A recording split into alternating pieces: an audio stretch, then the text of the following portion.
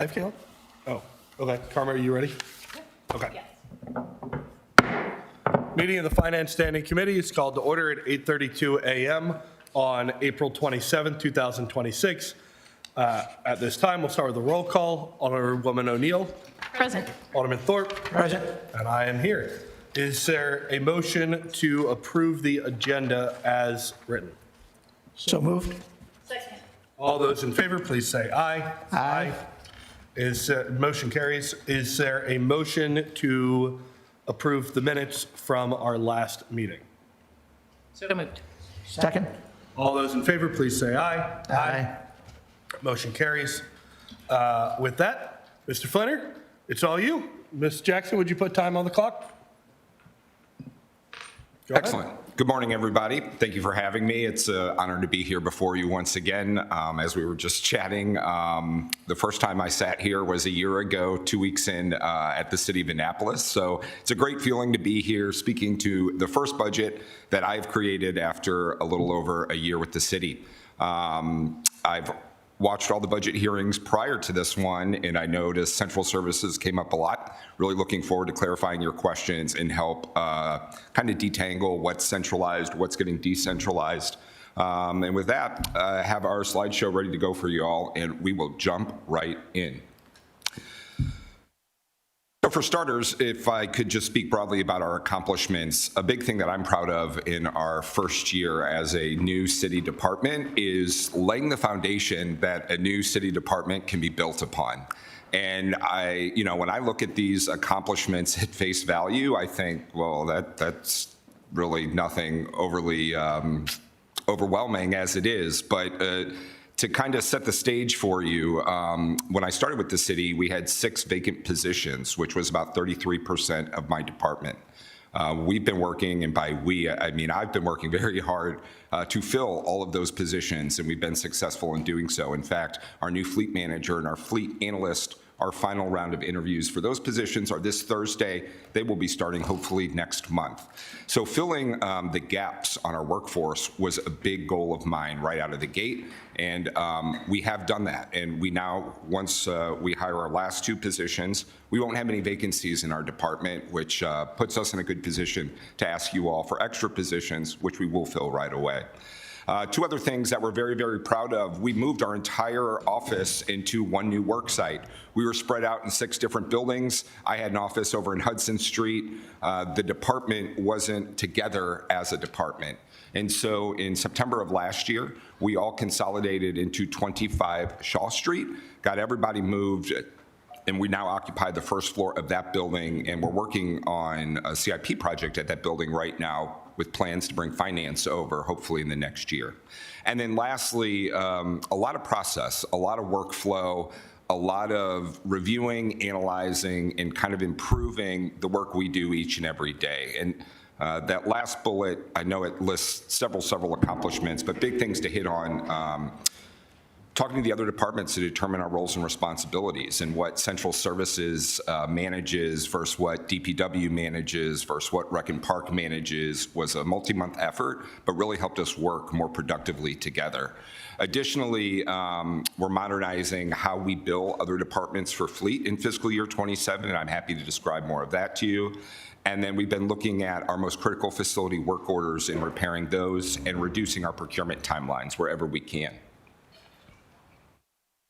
Moving on to our performance measures, I know when one looks at this page, they see a lot of blanks, and I'm happy to share more details about that, but we'll start at the top. So work orders is our facility management team. That one goal pretty much measures everything that team of 5 individuals does in the course of a year. To kind of break that down for you, we have 2 crews on our facility team. We have over 20 facilities, and there are about 220 business days in a year. So as you can see, doing about 632 work orders, that's give or take about 3 a day. By the end of the year, we should have about 850 at the pace we're going now, which shows a pretty substantial amount of work that a very small crew does to keep all of our employees productive, and make sure their workspaces are comfortable, they're welcoming, and suitable for all the work that we do here in the city.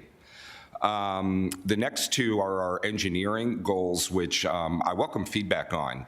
The two goals for our facility engineer, Donovan Harold, are finish all projects on time, finish all projects on budget.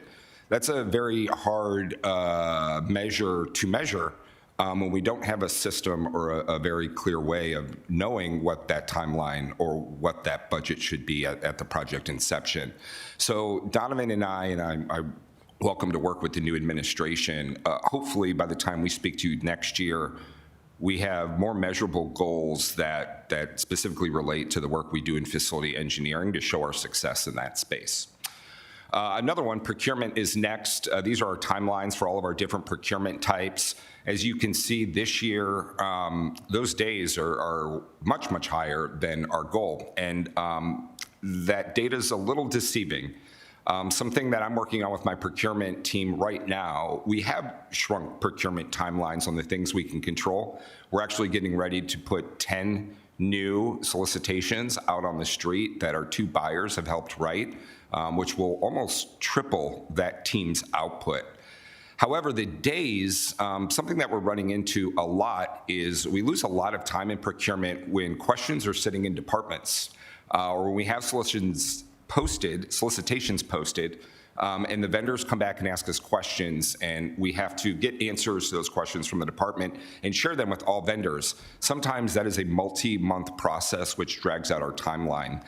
Other things that I've noticed that hopefully will initiate some process improvements to correct is things start in procurement long before they should move to procurement. For example, I think we have a project right now where we're expanding a trail network, and I think technically it's with procurement, but we don't have easements for all the real estate we need to build that trail network. So we can't build that solicitation until we have the easements. And so kind of resetting the whole city on what is the process, what groundwork do the departments need to do before something officially moves over into a procurement workflow, and then we can accurately track these timelines and hold our team accountable for those very short windows that things are stuck with the procurement team. Lastly, these are my fleet and risk goals. The reason why you don't see any fleet data is we are in the middle of a fleet modernization project right now, and our fleet manager and our fleet analyst has never been here, but our fleet manager retired in December. And so right now we're without both a head of our fleet team and without a system to pull this data ourselves. The good news is once I do hire our new fleet manager, our new system, Dossier version 7, is just waiting in the wings. That'll go live, and we'll have new fleet data that we can share at any time. And we're also going to take a new fresh look at data quality there and making sure that all of that is 100% accurate. And then lastly, with risk, these are our workers' comp claims. Nothing major to report out here. Everything is on pace with what we've historically done.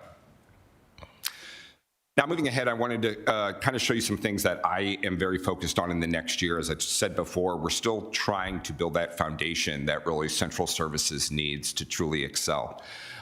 Two big things that we've been working on is working with ITS on the Munis workflows that we need to actually manage the budget that you all give us. We were very happy to see in April of this year me and all of my direct reports got workflow access in Munis so we can both enter and approve our own invoices. But something that we still need to do to have 100% control of our budget is we need to create new workflows for the CIP projects, which are all technically assigned to DPW right now. I know Budget and the ITS team have said that they're hoping to have that done at the start of the new fiscal year, and we wish them a lot of success. We can't wait for that to go online. Once we do have all of our Munis access, then we can really kind of start hard charging on other areas that we need to address. So we don't have any policies in central services right now. I have a fleet policy in draft that we're getting ready to socialize with the Office of Law and the city manager. And then my next policies that we plan on drafting is facility use policy and a sustainable procurement policy. And that's in partnership with the Office of Resilience and Sustainability. I mentioned before our fleet software modernization project, which is coming next year, and then we hope to launch brand new risk mitigation training, and we hope to host fire drills in every one of our facilities next year to start making sure we have plans and processes in place to keep our employees safe each and every day. Moving on to enhancements. I'll tell you, I'm sure the budget team wasn't happy with me when they got my submission because I think I had 80 enhancements when I sent it in December, which I understand to be quite a lot. Now, admittedly, I was brand new. I was trying to cover gaps in our budget, and I was encouraged to go ahead and ask for it if we thought we needed it. And that's kind of why my budget looks so expansive, I think, compared to some of the other departments. So these are the positions we asked for. Going down the list really quick, a deputy director. I was very surprised to see after a few months here that nearly every other department in the city has a director, 10 of the other 12. The only department that also doesn't have a deputy is ITS.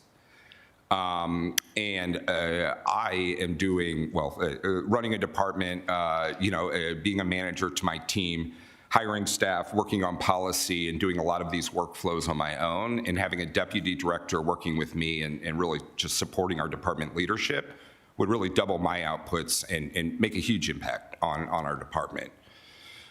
A real estate administrator, if I can just park here for a moment, is probably the most critical, unfilled, or even unassigned position in our city based on my observations in 1 year.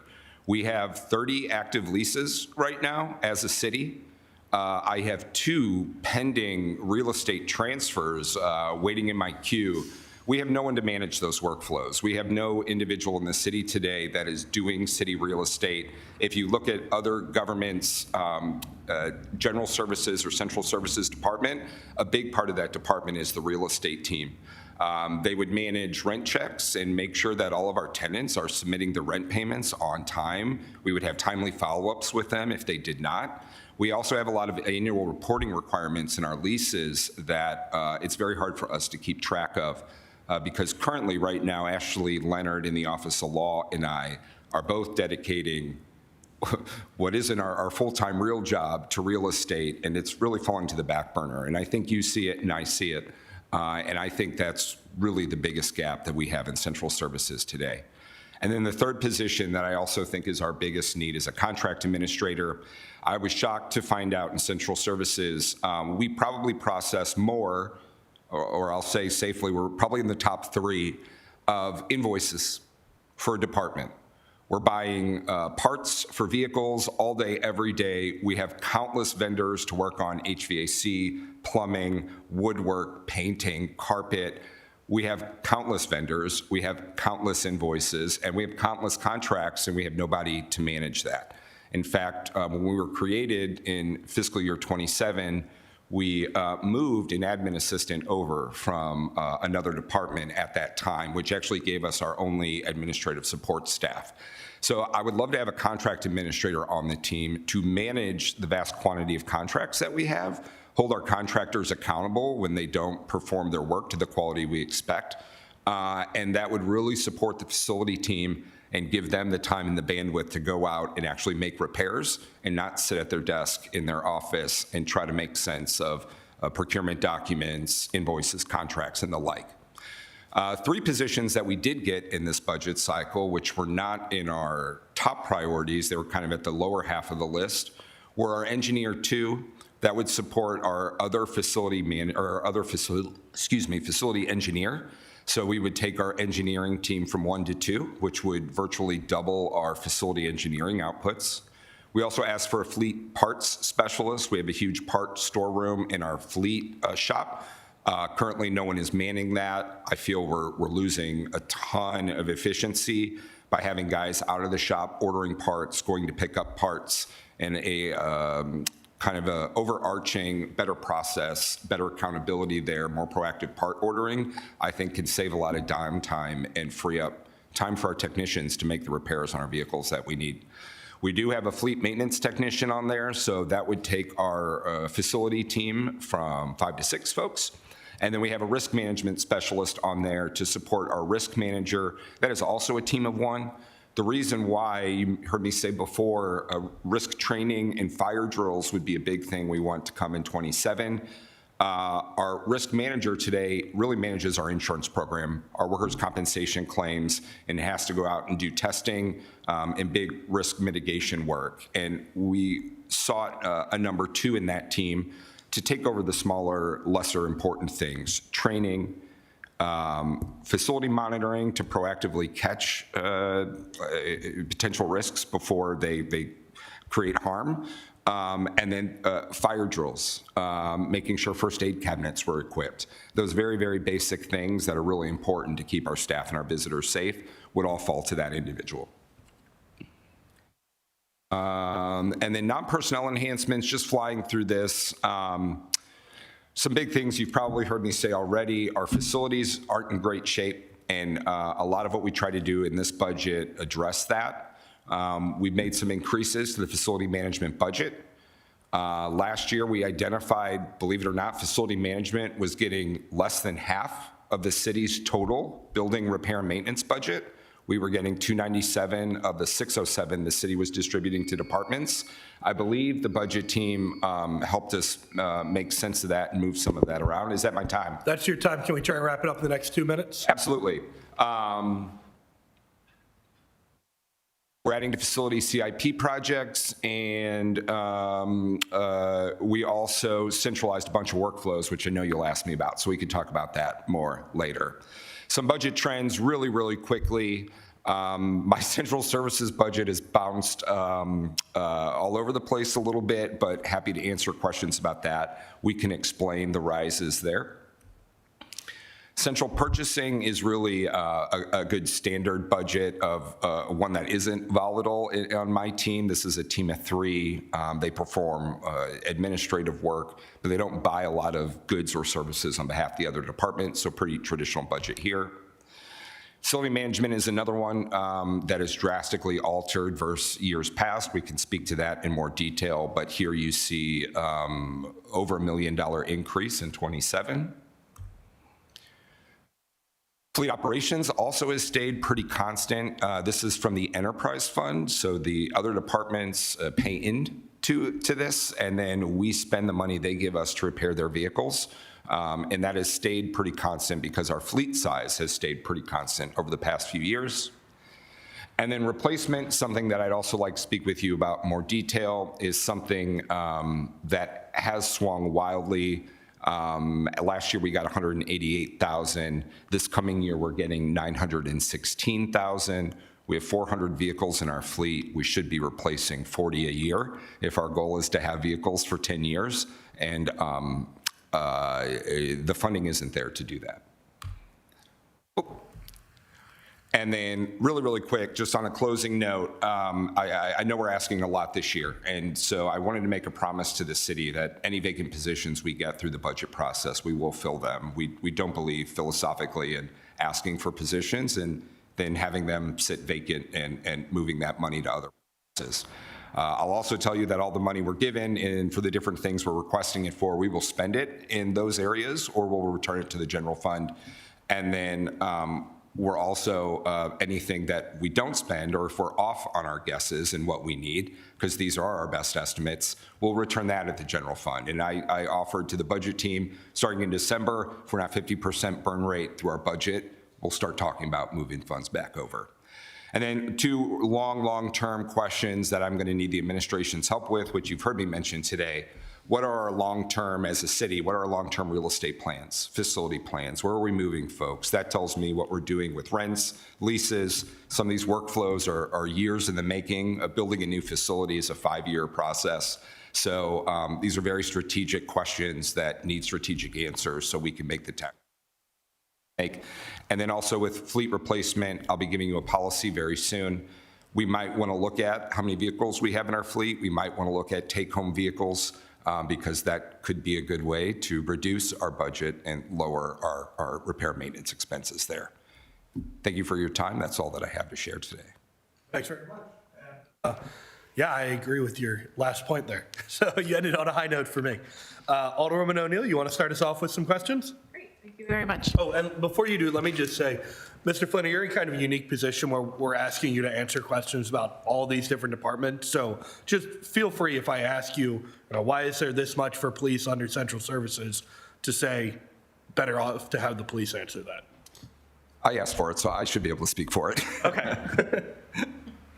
That was going to be one of my first questions. So last week, after talking with 6 departments already, a lot of departments are talking about their budgets and some of the things that have moved from their budgets into central services.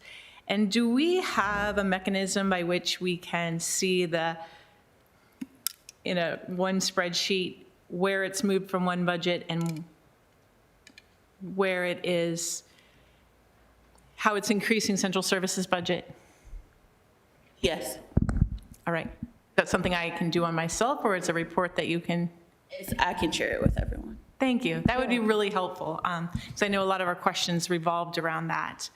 I love the fact that you're filling in gaps, and I was going to say before you started to say, 2 years ago, this department didn't exist. So when we start talking about the lack of personnel in your department, it's, I would say, a learning curve for us to rebuild the department where it was 15 years ago before it was taken apart. So I appreciate that. My one question was about the positions that you had funded versus the ones that you didn't have funded. If you had to go back, were there any of the positions that were funded that you would swap out for the ones that were not? Absolutely. And I would even say if I would give back the 3 that we got, and I would take 2 instead, and I would give some of that back if I was being asked to make cuts. And I only say that because the 3 we're receiving are supporting teams that are already staffed. There's already at least one person there to perform that work. The top 2, which would be real estate or the deputy director, or the top 3, which would be real estate deputy director and a contract administrator, those are gaps where we don't have anybody filling that role. And I think those would make a huge difference on the quantity and the quality of work we perform every day. So I would say I would give 3 back, and I would take the top 2 if that was an option available to me. I will jump in to say that there is $100,000 in the budget for a real estate manager as a contract. So that was the trade-off that was made there. You may feel differently about that, but that's the swap that's there. Thank you. I forgot about that. We do have 100,000 there. The challenge is that would also fund real estate workflows, the cost of getting an appraisal, the cost of getting a survey, the cost of title and deed. That's the only real estate budget anywhere is 100,000, which would cover either a consultant or like a fractional real estate person and the workflows that we need to fund. So if I can just jump in, is this another case where it says consultant, but it means consultants with an, not $100,000 for one position, it's for potentially a couple different contracts? Correct, and there is no one consultant right now today. We would go out and find that next year. Sorry, jump in. No, that's okay. Can we talk a little bit about the real estate? You said through 30 active properties? Leases. Leases that the city has with other organizations? Okay. And you're looking for more? You're looking just to have somebody head that up because that's currently falling under your position? The challenge with real estate, you would think some of our leases where we'd sign it, we wouldn't have to think about it again for 20 years. But a lot of our leases are more evergreen than once in a blue moon. And a great example of that is the boat show, which we just had. Those are 2 leases every fall, every spring, and we're currently changing them every boat show to work around city dock construction and other considerations. I know market space is something else that has arisen. We're examining that lease. We had just spent last year renegotiating that lease. So some of these leases are coming up every year, and then stop what we're doing, go address these workflows, come speak to the council about the real estate, and then go back to our day jobs, what I'm calling it. So the challenge there is the work that needs to happen to get those leases repackaged, re-put together, have the negotiations. There's the rent payments, the annual reporting, and then new things to acquire or dispose of real estate those are big 6 months projects onto themselves, that there's really no one to manage independently. Okay. I know that you and I have emailed back and forth about some city properties that are looking, so that makes a lot of sense. I appreciate that. Is it possible for us to get a list, whether it's an internal, non-public list of the properties in question or the projects in question? Absolutely, I can work on that for you. Thank you. That's all for my questions at the moment. You're up. Thank you, Mr. Chairman. Director Flinner, I want to start by commending the Herculean task you've taken on for the last year to get where you are, and in advance to thank you for the Herculean task you're going to take to complete it. I'm a little concerned, overarching, that as we've consolidated this effort, that the city council does not have a way to recognize whether we are increasing costs or decreasing costs. And I'd like to follow up on Alderwoman O'Neill's question. I very much look forward to seeing that spreadsheet. And Mr. Chairman, I almost want to tentatively think about bringing Director Flinner back once we've seen the spreadsheet. But the spreadsheet is most valuable if it shows that Department A took X number of dollars and transitioned it to central services, and central services has that number in the budget.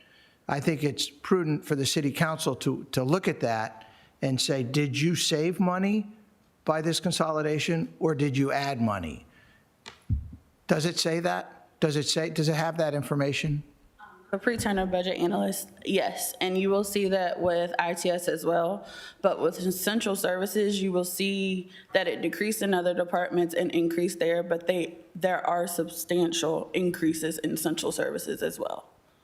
That's the challenging thing. We've moved some of those funds ourselves from one bucket to another, and then our funding, it looks like it's staying flat, but really we're covering that gap of There is an funding that is increase moved. there in central services. And I can try at a very high level just to point you to some of the glaring things. There are about 5 right here that might clear this up. So if you look at central services operating budget, you'll notice the contract services jumped about $900,000. That's the biggest increase. That 909, that covers $644,000 in rent. Just rent payments. That was coming out of facilities before. That's moving into central services as we try to centralize a real estate budget under the central services budget. So that's just our rent payments. That was always happening. That was always in facilities before, and that just moved over from other bucket. A quick clarifying question. Is that for multiple different properties, or are we just talking about one property? For Just that? one property. Okay, thank you. I don't know that without the data in front of us, this is a useful conversation. I appreciate, but I think the Finance Committee needs a spreadsheet. And to your point, X number of dollars for rent last year, same number of dollars for rent this year, got it. It's the excess or the decrease that I'm looking for in this spreadsheet in order to tell, are we asking for more money, identifying where savings are by the consolidation, et cetera. Yes, you will see that. The increases and the decreases that you're requesting, you will see that, but you will also see increases as well. A lot of the increases are going to be for the maintenance contracts that were asked for. But yes, there are increases with central. It's a roll-up of 4 divisions, but there are increases there as well as the centralization. Thank you. And not, You can see that on the spreadsheet. yeah, not for today, but just to give you a heads up when we discuss this, contractual services for central services increased from $5,000 to $909,000, almost $1 million, 0.9 I think, look at that, where that came from and where the savings are and where the increases are. The second thing is, again, I want to commend you for all the work you've done, but I'm really challenged by the lack of data and metrics that you have. The mayor has oftentimes talked about the aging vehicles, the average age of the fleet of vehicles or the median age, however you would want to look at it. I don't see that as a goal. slide. So fourth from the bottom, we do have the average age of fire, police, and all other department fleets. Our benchmark was 8 years. As of last year, we're at 10.4 years. I will tell you, we are higher than that this year. But the reason we didn't share that data is we couldn't confirm that number with any certainty after our fleet manager left and while our current system is offline. Well, it's online, but while we're in between systems. So we should have an answer to that question very, very soon once we go through our modernization project. But the goal is there. What I would say, Alderman, at a higher level is I come from high-performing teams. We built performance metrics in my state agency in my former role, and I've had a lot of question about these metrics and how we measure them. And I think historically we've just used observational data and put that up here and ran with it. We're talking about we actually need to measure things, and we need to have what was the start date, what was the end date, what were the down days. So we have huge opportunities there to improve that across the board with central services, with all of my teams. I joke, I don't know what the number of work orders necessarily tells us about our facilities, right? I would be curious, like, are we saving money by preventatively maintaining something versus having it go offline later? Is there a way to capture the time, the dollar amount of these work orders instead of just saying a number? How do we tie that to actual success and actual workspaces that look great? So I would like to take a fresh look at all of these, find a clear way to measure them. I also come from the School of SMART goals, so making sure they're specific, measurable, attainable, relatable, and time sensitive, and giving new goals next year that we can measure that actually do direct to our success. You have a date, a deadline you've given yourself to determine what these goals are and what these performance metrics are? No, it's kind of going back to my point about the deputy director. I have to hire staff. I have to write policies. If we need to rework our goals, that would fall to me too. So I could prioritize that work whatever way the administration wanted to, but whatever comes first pushes everything else further down on the list. But that would all be work I would perform, and we could start that now, or we could do it later in the year. I think this is critical, and your department, several others too, is critical that we get to these performance metrics, because it's really hard to put more money into something when we don't know what the intended result of it is. So I agree. Maybe there's system opportunities here. We can talk to ITS. I know Director Vogel and the DPW engineers all share the engineering goal. This was taken from DPW, what they had used for their engineers in years past.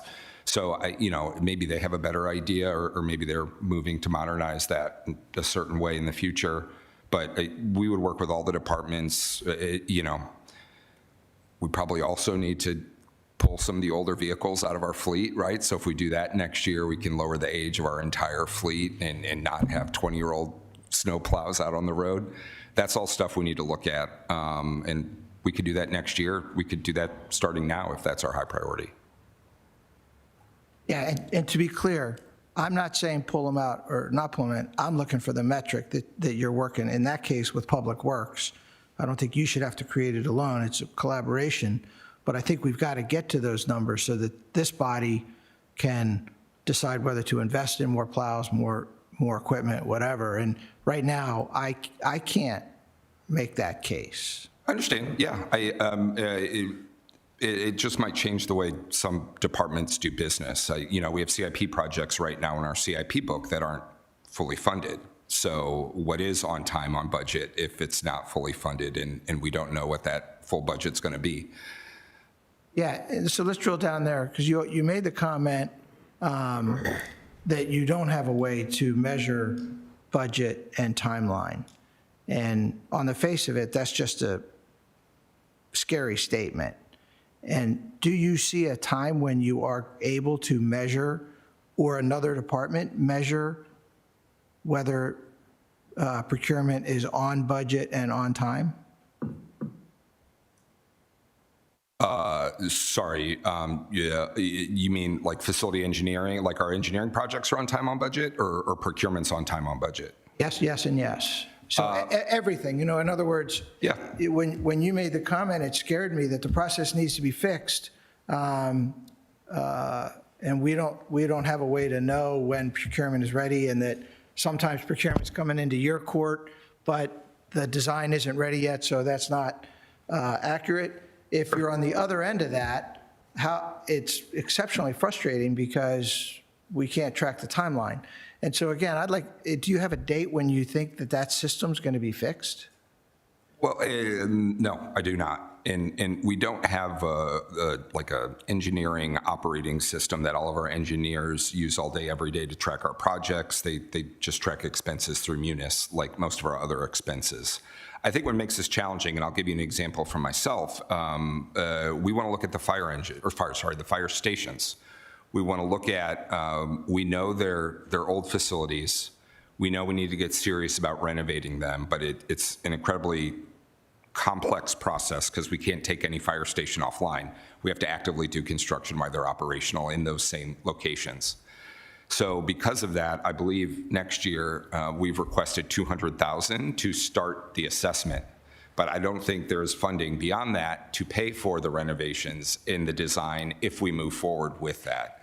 So we might have to change our process then, where maybe we can't add something to the CIP book until we get all of the funding and it's all set aside, and then we know and then we run with it, but then that might delay project start dates also. So I wouldn't want to jump in and assume that, fixing this over here won't create other challenges downstream. I think it's a holistic process, and it's a big how we approach CIP, how we measure them, how we start them, how we fund them. I'm sure you all get the questions too. Happy to work with you and others in the city to improve that process if we can. If I can speak to the CIP funding, one of the things that has been true in several projects, and we made some deliberate choices this year, including in some of the projects Director Flinner mentioned, is to deliberately fund design, planning and design, and get to the end of that so we know, we have a sense of, okay, so how much is that? What are the design choices we made? And having a little bit more of a formalized, yay, verily, we're all in agreement, this is what we're going to build, and then budgeting that when you have a better sense of what that cost actually is. But having that opportunity for design trade-offs up front and being a little bit more deliberate about it.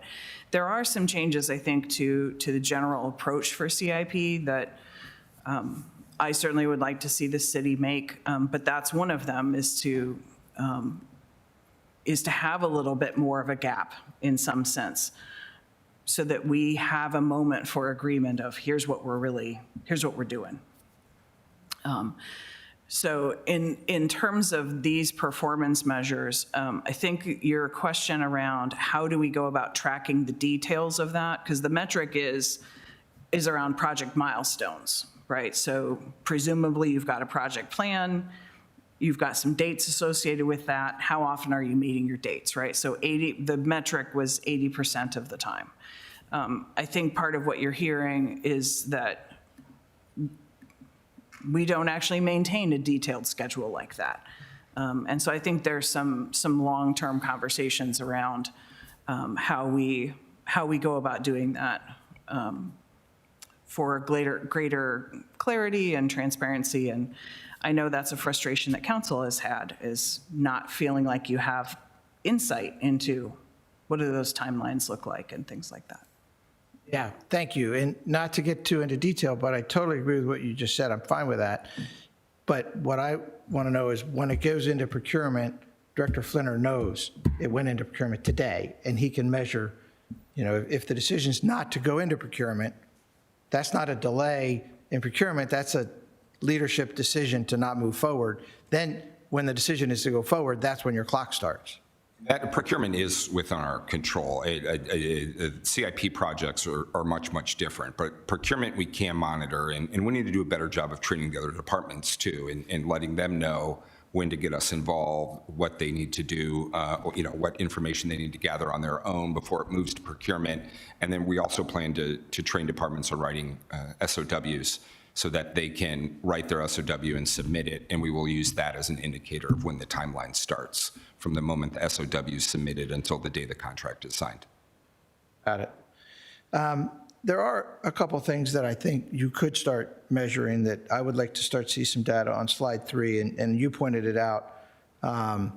But, some of the OSHA recordable data, number of emergency road calls, things like that, that I look forward to seeing that data, somewhere on a quarterly basis or something like that, that if they're important enough to go in here, I think we should start measuring them so we can, when we come time for looking at performance metrics in next year's budget, we're not in the same place. Let me shift subjects. Do you measure overtime in central services? Central Services used to have a lot of day-to-day overtime. And when I started, I couldn't find a strong justification for that. So I ended that practice. So we went from having some teams get overtime day-to-day to cutting that completely.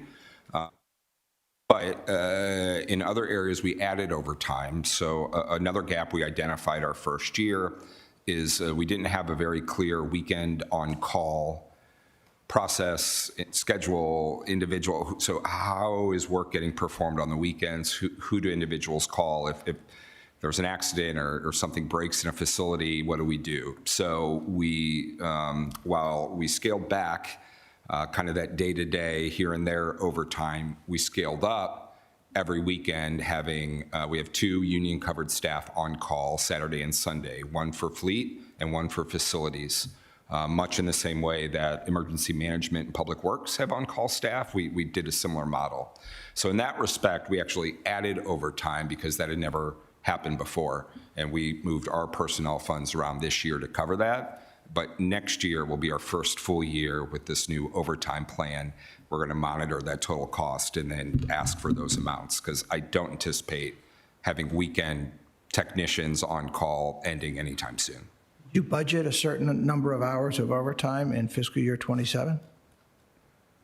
No, just what we forecast based on what we did this year. Get us that number? Sure, yeah, I can, with some help, I can, yeah. Call that a specific action item. Frank, or Alderman Thorpe, I'm going to jump in because we got 15 minutes left. So. Can I just ask one more question? Go ahead. This goes just to confirm what you said to Alderwoman O'Neill. So your point is you've asked for 3 new positions. And if it was up to you, you would go to 2 positions and the top 2 on that list. Is that what you said? I asked for 7 positions, but yeah, I know I won't get all of that. And in a perfect world, I would take the top 2 over the next 5 on that list. Sure. Okay, yeah. So I get what Alderman Thorpe was saying about the performance measures, but I actually had a compliment for you on your performance measures that I think one of the struggles I see a lot of other departments hit is that they're using outputs rather than outcomes. They're using this sort of intermediary, like, here's how much work we did, as opposed to how effective it is. And I think most of yours are much more along the lines of actual outcomes, so I appreciate that. To dig into a specific one of those, we're seeing a lot more work orders get done this year than last year, and that's great. But I'm just curious, do you think it's more due to more getting done, a greater percentage getting done, or more due to more coming in? Do you get the distinction? Both, honestly. And, Okay. I'd just say that even capturing a work order isn't as straightforward as you would seem. We have one system that we use to capture work orders. A lot of employees send work orders through there. That's how they send work to us. but not always. Some people call me directly, some people text me, same with my facility team. So something we're going to work on next year with the training that we're going to do for other departments is have one facility liaison in every department submit work orders through this platform so we can measure this and we can say definitively, this is the work we're having coming in, and we can prioritize that and defend ourselves and say, hey, this is way higher priority than this, so we'll get to you Thursday. Great. That makes sense. Yeah, but we both, we're getting more because folks know we're here and we're available to serve their needs, but then we're also freeing ourselves up and we have more bandwidth to knock out work orders. We're painting and replacing carpet for the first time in years is a good example of that. I'm going to try and keep us moving just because we're running low on I'm time. ready for rapid fire. Let's do it. Great. The big thing I'm noticing, I take what you're saying about why in a lot of cases we're seeing an increase between FY27 and FY26. But what I noticed is that in a couple places, and it's not just staff, which would make sense, but in quite a few places, there is less money getting spent in FY26 than what's budgeted for, right? Like, just take one line item, we budgeted $100,000 for contract services, we only spent $5,000. Why do you think that's happening? Is that in the central services budget? Yeah, central services budget, the summary as I see it. So one of the items in there right now is the $100,000 for real estate that the city manager mentioned a moment ago. We didn't have any real estate work to perform in terms of surveys or appraisals or feasibility studies. And I did all of the lease renewal and the tenant relations work that was required. So that has gone unspent this year, but I know we're getting it next year. We also received, I believe it was $500,000 last year for special projects, and we've spent that down, but I know we're putting some of that back because we're not going to draw all of that down. So that's also, I think, why you're seeing that. And it just a shift in the thinking from when other departments created this budget to now the budget I'm trying to create for my department. Okay, thank you. I want to talk about security guards. And so I think that's covering here and Gorman Street. Is that correct? Anywhere else? We do at the pool. Rec Parks told us they had the pool, that was in their budget. That is in their budget, but we have a guard there.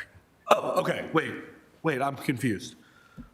There's $180,000 budgeted here in central services for security guards. Here Is in that, Gorman. it's just here in Gorman? Okay, thank you. How do we know if that's worth the money? How do we know whether that $180,000 is better spent on this or on a block and a half of sidewalks? So the challenge there is our real best and only alternative. Well, I guess there's two. We can go with unarmed security, which would be less expensive, but probably I think others would also say less secure. The only other alternative is to use Annapolis Police Department officers. From what I've been told, we did use officers in the past, but we pay those officers overtime at 50% higher than their normal rate, and that almost was cost prohibitive. I know, I don't doubt that it's better to contract than to use overtime officers. I think you're forgetting alternative three, which is not having it and spending that money on sidewalks. That's what I'm getting at. And I heard your conversation in Rec and Park, and I see where that's coming from. What we see a lot is, and I mean a lot, is the other side of that, and the fears for individual safety from employees and visitors who come into our building. We probably get one report every 2 months. When we receive one of those reports, we work with APD and we do a security assessment. We have one underway right now. We've done 2 here in City Hall. And so when trying to grapple with how safe do we want to be and are we welcoming or I always choose safety. I really do. And I know our other government facilities here in Annapolis, the state capitol, the county office buildings, they all have security. So I don't feel like we're missing something by doing what they're doing in order to keep everyone who enters this building safe each and every day. Let me put it a different way, though. Stop sidewalks as the example. Say it's traffic calming. How do we know whether we're saving more lives spending that $180,000 on security in our building versus on traffic calming, which, 36,000 people a year die from traffic accidents? We don't. And I mean, if we wanted to take out security guards tomorrow, we could. We could pivot to make the facility as safe as we wanted to.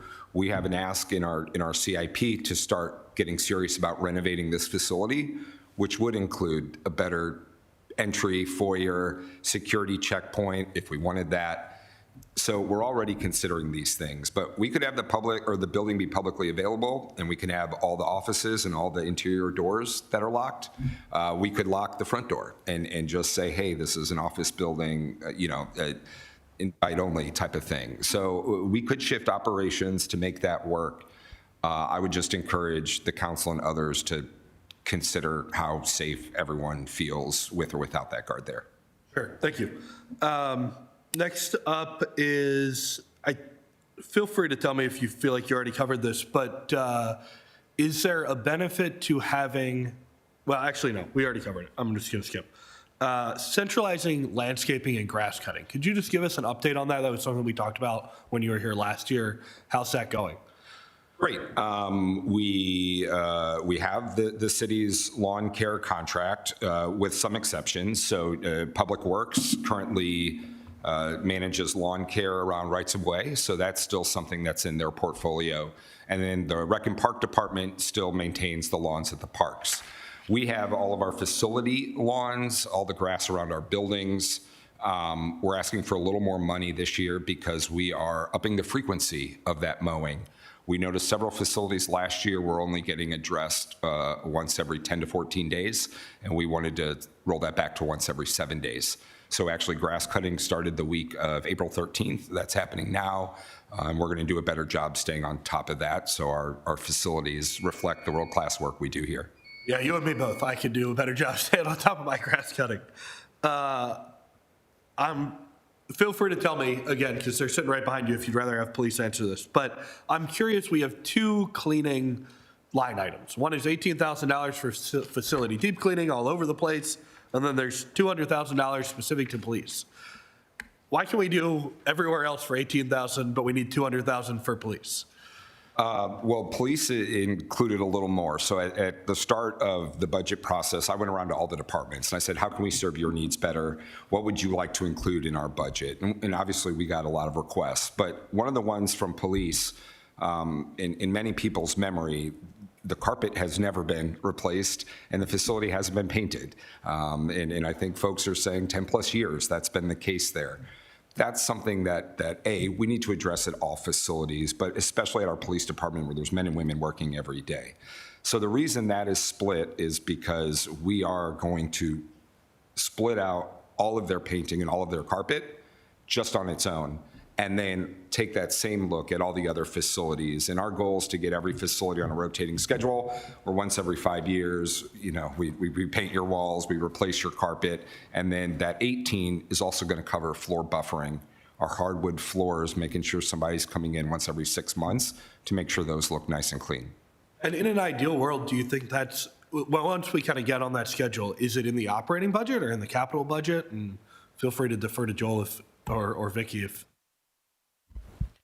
Yeah, typically all that would be in operating from a maintenance perspective, but if there could be a justification for something to be considered a large-scale renovation or something to that effect, we could then maybe capture it as capital, but for some of the work that they're talking about, it's recurring in nature, and so therefore would be deemed. Okay. Last thing was the $250,000 for priority repair and maintenance. Do you guys have a list of what the priorities are already that you could share with us? This is under contract services. Priority repair maintenance? I'm sorry. In our budget book, there's a line item of $250,000 for priority repair and maintenance under contract services. I'll have to look into that and let you know. I'm not sure unless the budget team knows. We made, in an effort to, in the budgeting process with the numerous different line items, we adjusted it to becoming a single bucket where we wanted to be able to give you the opportunity to prioritize as you continue navigating through the year and identifying which really became the highest priority item out of that list. And so it was a singular item to just give a little bit of opportunity for you to continue to inform that, but apologies if that wasn't communicated clearly to you. A little bit of inside baseball for you guys. The enhancement requests from central services were pretty detailed. And what we, rather than us necessarily picking and choosing this much for this very specific thing, this much for this very specific thing, we lumped that together and are going to, and ask central services to essentially use their best judgment amongst those things of what's the priority, rather than us a priori deciding that. Thank you. That's all the questions I have. We got 3 minutes left. Either of my colleagues got any more questions? Chairman, the only thing I would say is looking forward to getting the spreadsheet, being able to look at it, and holding the tentative opportunity to have a further discussion. Yeah, and not only spreadsheet, but I'm telling you, I'm going to make it into a Sankey diagram, so it's got nice flows. You guys were laughing at me when I said that last week, but it's going to be beautiful. Ms. Buckland. Can you talk about fleet replacement? I'll actually speak on two things. So your question about the overtime, you can see the overtime within each of the divisions on OpenGov. If you click the report and then you just click the drop down in salary and benefits, it has an overtime line there and it shows how much for each division. Thank you. You're welcome. So we had, I think, 4 or 5 scenarios that Central Service gave us. One that covered everything that was 4.3 million. We went with the third scenario where we could find funding for, that is giving about 3.3 million. $950,000 of that is grant funding for 2 medic units. Then there's the $530,950 of capital reserve funding. $250,000 of that also goes to the medic units, but the rest of it can be for the vehicles that are covered in scenario 3, which is a work vehicle for central services, 13 police patrol cars, 1 Bearcat. There is a wellness van for community services. And then we have enterprise funds for water and sewer. The combination is $285,500. That's for 2 vehicles, 1 in water and 1 in sewer. Then 50,000 of it is for good of sale revenue that typically fleet replacement will receive for selling a vehicle or, but majority of it is going to be 1.5 million master lease. That's going to cover the rest of these vehicles. Yeah, go ahead. Just for clarification, so you said 3 scenarios. You chose scenario 3 to fund, Yes. and then you did list off the wellness van for community service. They currently have one. Is that for replacing it, or is that for maintenance on it? Replacing. All of these are vehicles that are being replaced.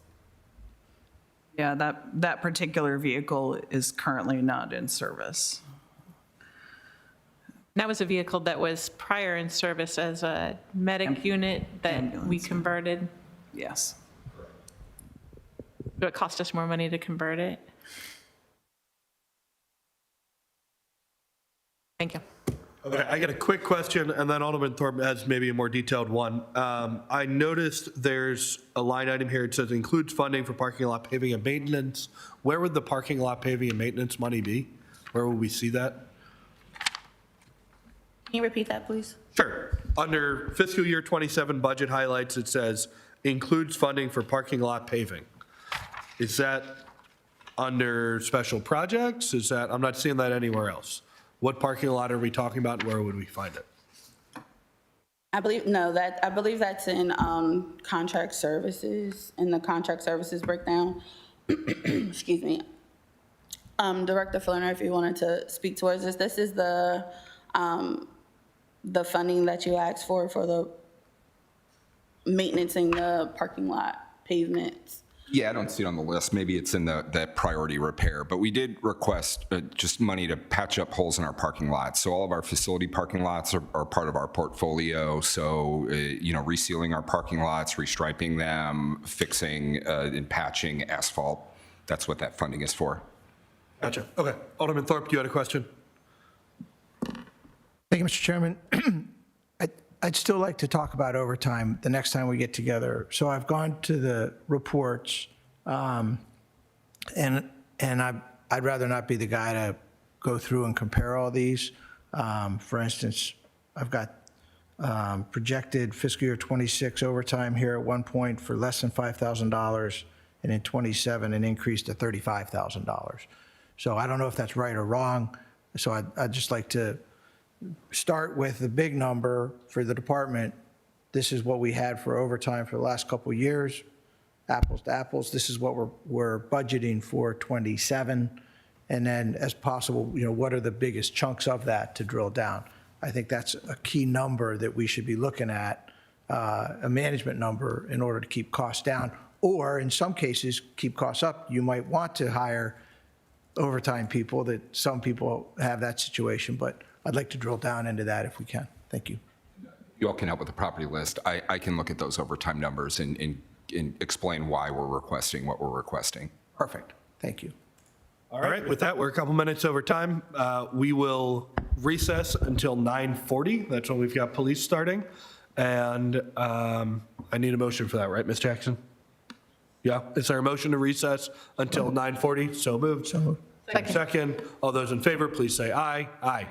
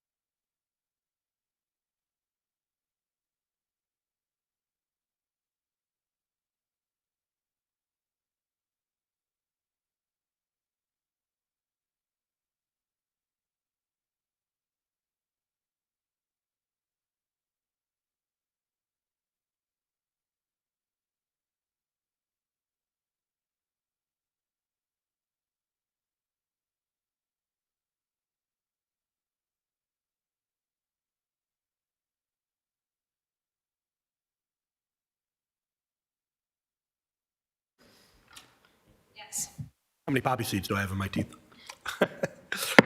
Meeting called to order at 9:42 a.m. on April 27, 2026. We'll turn it right over to Acting Chief Miguez. Good morning. How is everybody? Great. So I'm here with myself, obviously, Major Stan, Good morning, everyone. my deputy chief, Acting Captain Hiller Herlihy. Good morning. Greg Medley, Police Administrative Manager. So we are starting with the presentation with the format that you gave us. We start with our org chart. Understand it is, it's a lot, but basically you have the Office of the Chief of Police. Under that directly is the Deputy Chief, the Major, Internal Affairs, Professional Standards, the PIO, the Chaplains Program. So Internal Affairs is our internal complaint system. Professional Standards more deals with policy and inspections and audits. So that's kind of the difference between professional standards and internal affairs. The Major then, the captains report to him. And there's a captain over patrol, a captain over investigations. Acting Captain O'Herlihy is the captain over administrative services. And those are the main branches, those three captains of the department. Patrol encompasses a lot of different things, not just patrol. It also has canine, traffic safety. The crossing guards report to our traffic safety unit. There's also some decentralized units that fall under patrol, like our SWAT team, which is called ASSET, the Annapolis Special Emergency Team. Our Marine unit for our boat, our motors. We have 2 motorcycles. Those aren't full-time units. They're kind of a part-time add-on. And then investigations encompasses not just investigations proper, like homicide, robbery, but also drug investigations, other special investigations. So our kind of vice, alcohol enforcement things fall under them as well. SEAT is our Special Enforcement Action Team. They do a lot of warrant services. So when we have people with active warrants, they go out regularly to find them. Then again, there's also some decentralized units that fall under investigations, including our Crisis Negotiation Team. We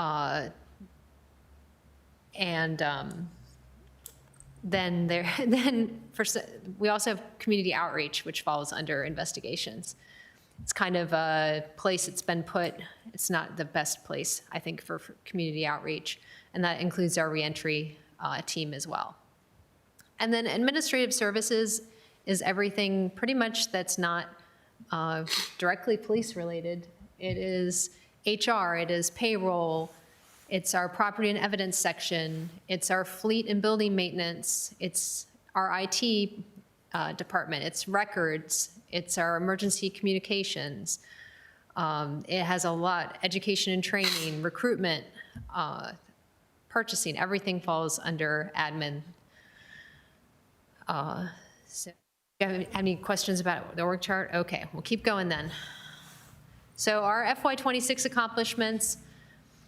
So our calls for service are logged in our CAD system. Every call an officer goes on or calls out with is logged into that system. And in FY26, so far, our officers have handled over 39,000 calls for service, which means we're on pace for about 50,000 for the full year.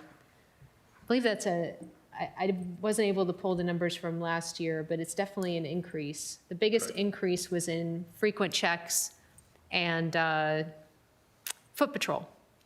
So officers are doing a lot more proactive patrols in neighborhoods, which is what we hear from the community is what they want. They want to see officers out and about in their community on foot and just checking on what's going on. What's a frequent check? So say it could be anything from someone's going out of town and they call us and say, hey, could you check on my house while I'm gone? We do that service. It could be, hey, we had a robbery here and we want to make sure that we're going by there frequently so that it doesn't become a pattern. Could be a crime victim, could be a security issue. We have businesses that frequently have shopliftings, so that might be a frequent check to go by those businesses and just stop in, say hi to the people inside. So it's a wide variety of different things. Our reentry program for FY26, we have 15 people have graduated through NCIA, which is one of the organizations we partner with up in Baltimore. They do training for HVAC, they do CDL training, and we take Annapolis residents up there every day. Transportation is a big issue for the people that are participating in those programs. There's a lot of good programs out there. Most of them aren't in Annapolis, and so it's hard for people to get to those programs. So a large part of what we do is facilitate people going to and from those programs and making sure they have the paperwork that they need to be able to do them. These are programs that have no cost. They're grant funded if you qualify, and so it's a big advantage for the people participating to be able to get there and take advantage of the free training. And then we participated in over 640 community outreach events and activities, attended over 270 community meetings, and visited Annapolis schools over 260 times. And that's for the calendar year of 2025, not the fiscal year. It's just hard sometimes to parse things out when we capture things different ways. But last summer we held 10 summer camps, including our fishing camp, sailing camp. We did a field trip to Ravens training day. We did a fellowship camp, and we did a Navy basketball game as well. We also went to Parks and Recs camps to conduct safety presentations.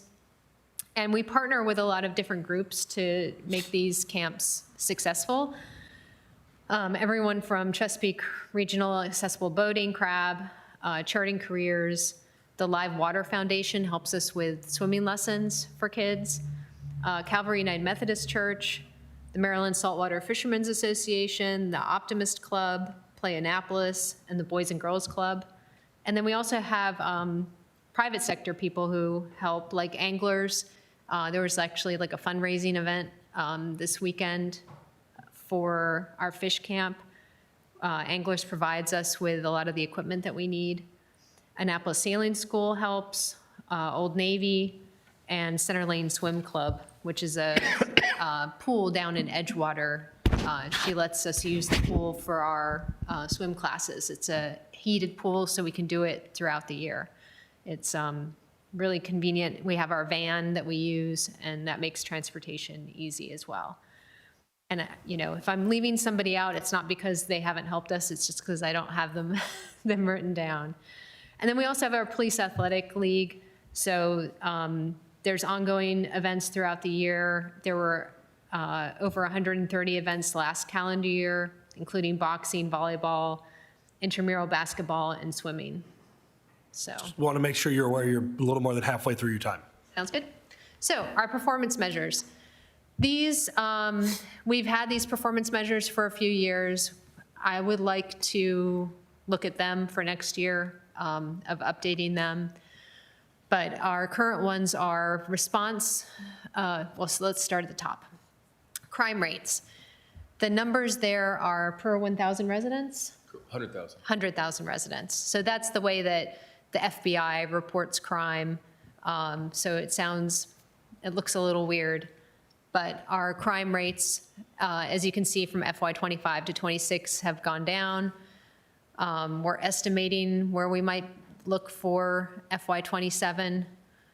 Our responses have gone down as well, so response times to calls for service. We're a small area, so our response time is usually pretty pretty low.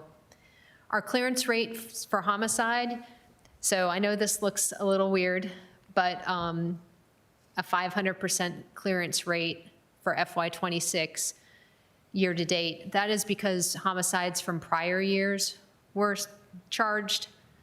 So you always count when the crime occurred, but then when it gets cleared, you count it that year. You can't go back and change the prior year's numbers. So that's why it says 500%. Our clearance rate for robbery, you can see has gotten better from FY '25. Our clearance rate for aggravated assault, again, has improved. And then our CLIA compliance, we've achieved compliance in our last reviews, and we are on schedule to achieve it again as well. So our enhancements that we asked for, there's some conversions. So what the civilian conversions that we asked for are ones that are nearing their 5-year limit. So the city code specifies that contract positions must either be converted or terminated within 5 years. They can't remain contractual forever. So those ones are nearing their limit. We work with finance and HR to determine kind of which positions to ask for conversions for. Say that we only have 1 or 2 that are nearing that 5-year mark and have to be converted.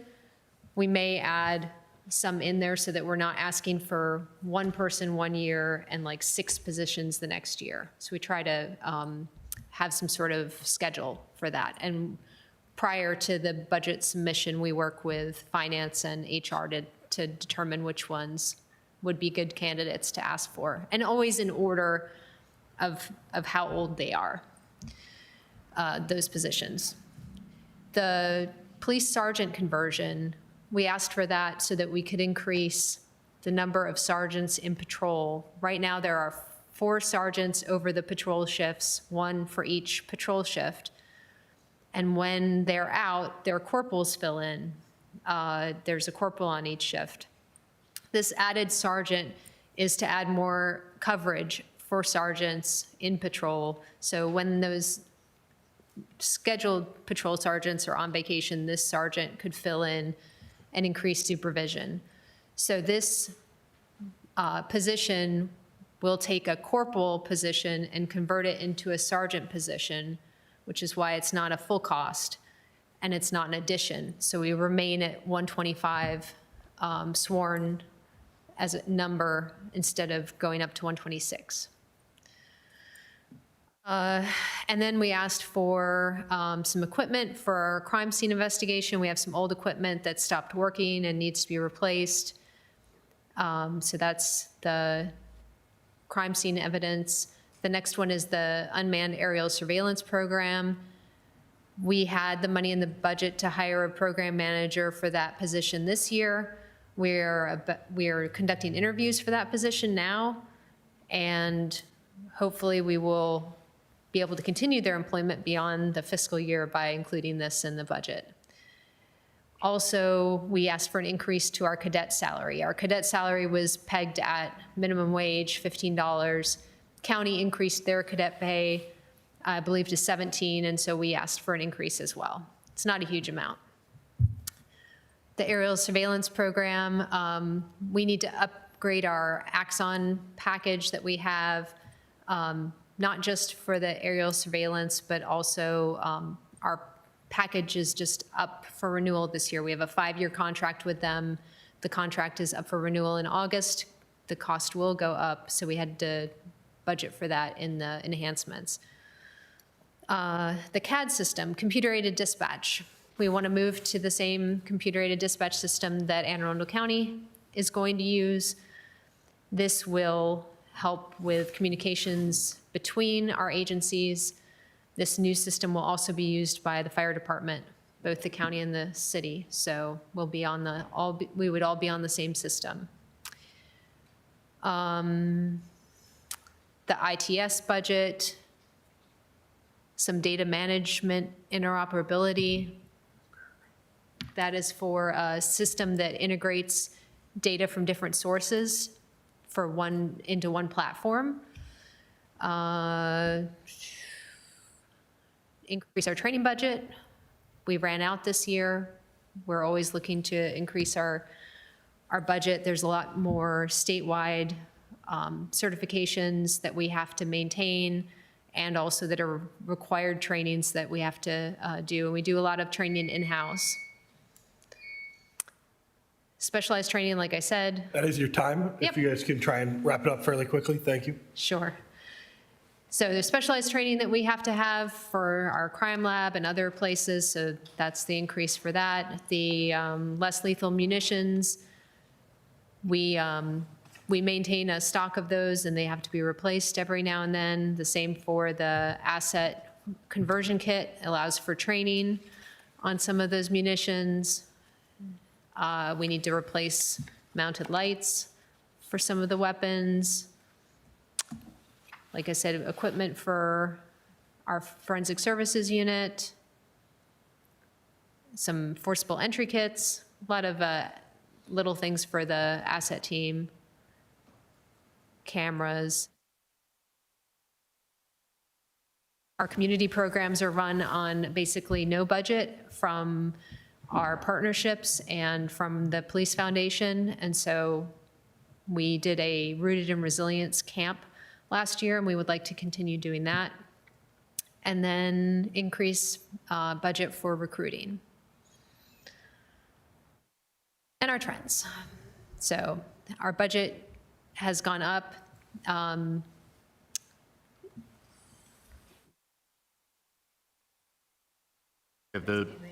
Pretty much the bulk of the budget increase is salaries and benefits, because that's the bulk of our expenses.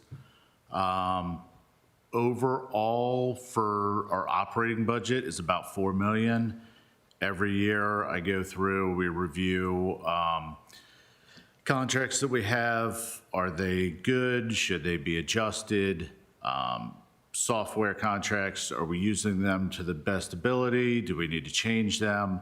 The last 3 years since I've been back, we've gone down in operating budget about 2% to 4% each year, just with those reviews of what are we actually spending? Do we actually need to spend these things? Is there another program that would better fit our needs? Unfortunately, the salaries and stuff go up every year. There's not a whole lot that can be done about that one. I did give you a quick FY25 to our projected and to 27, just a quick visual. Same thing, salaries have gone up. Everything else fluctuates slightly. Contract services did go up. Supplies went down, and that's because Axon used to be, and that's our biggest contract, used to be housed in supplies. I moved it to contract services where it should be because it's contract service. Overall, the combination are about the same year over year. It's just buckets that they're in.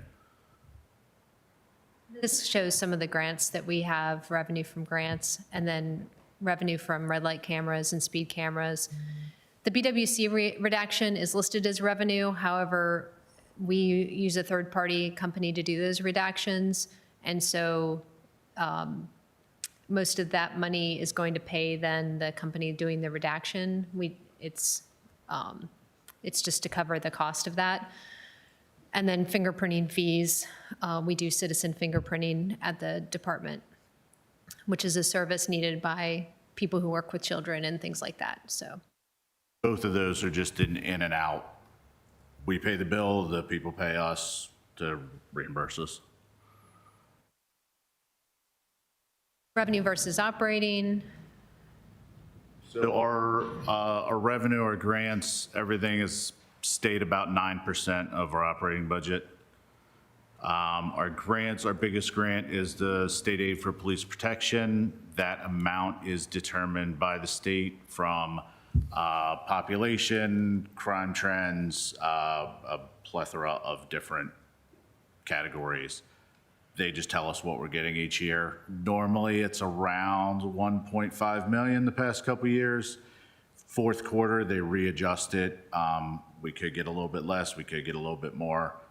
We don't know, but it's pretty much averaged at 1.5.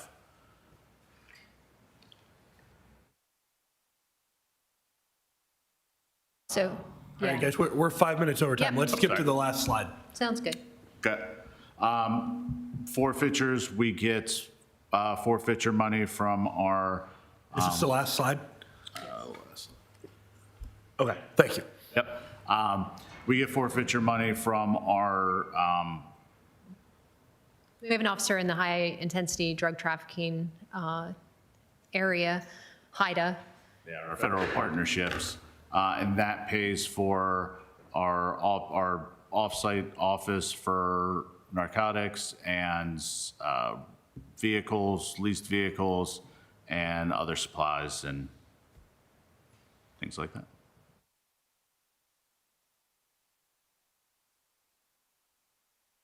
Okay, great, thank you. Alderwoman O'Neill, you want to get us started? Thank you very Public much. Safety Chair O'Neill? Yes, and for anybody that wants more information, the last Public Safety Committee, APD, came and gave a long presentation about all the different departments, who does what. So if you want information exactly on what the police department does, I would go back and watch that from April 18th, I think it was, the Wednesday before last. My question for you is in regards to the professional standards manager, because they're listed at the top of your org chart, but I see on our staffing summary that it went from 1 to 0. Can we talk about that? Is that correct? It's not correct.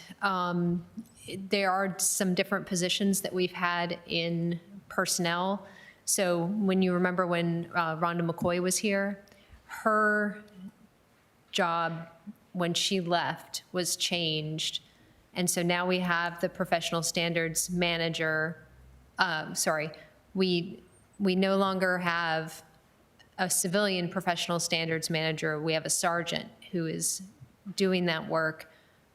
And internal affairs has an internal affairs manager who's a civilian.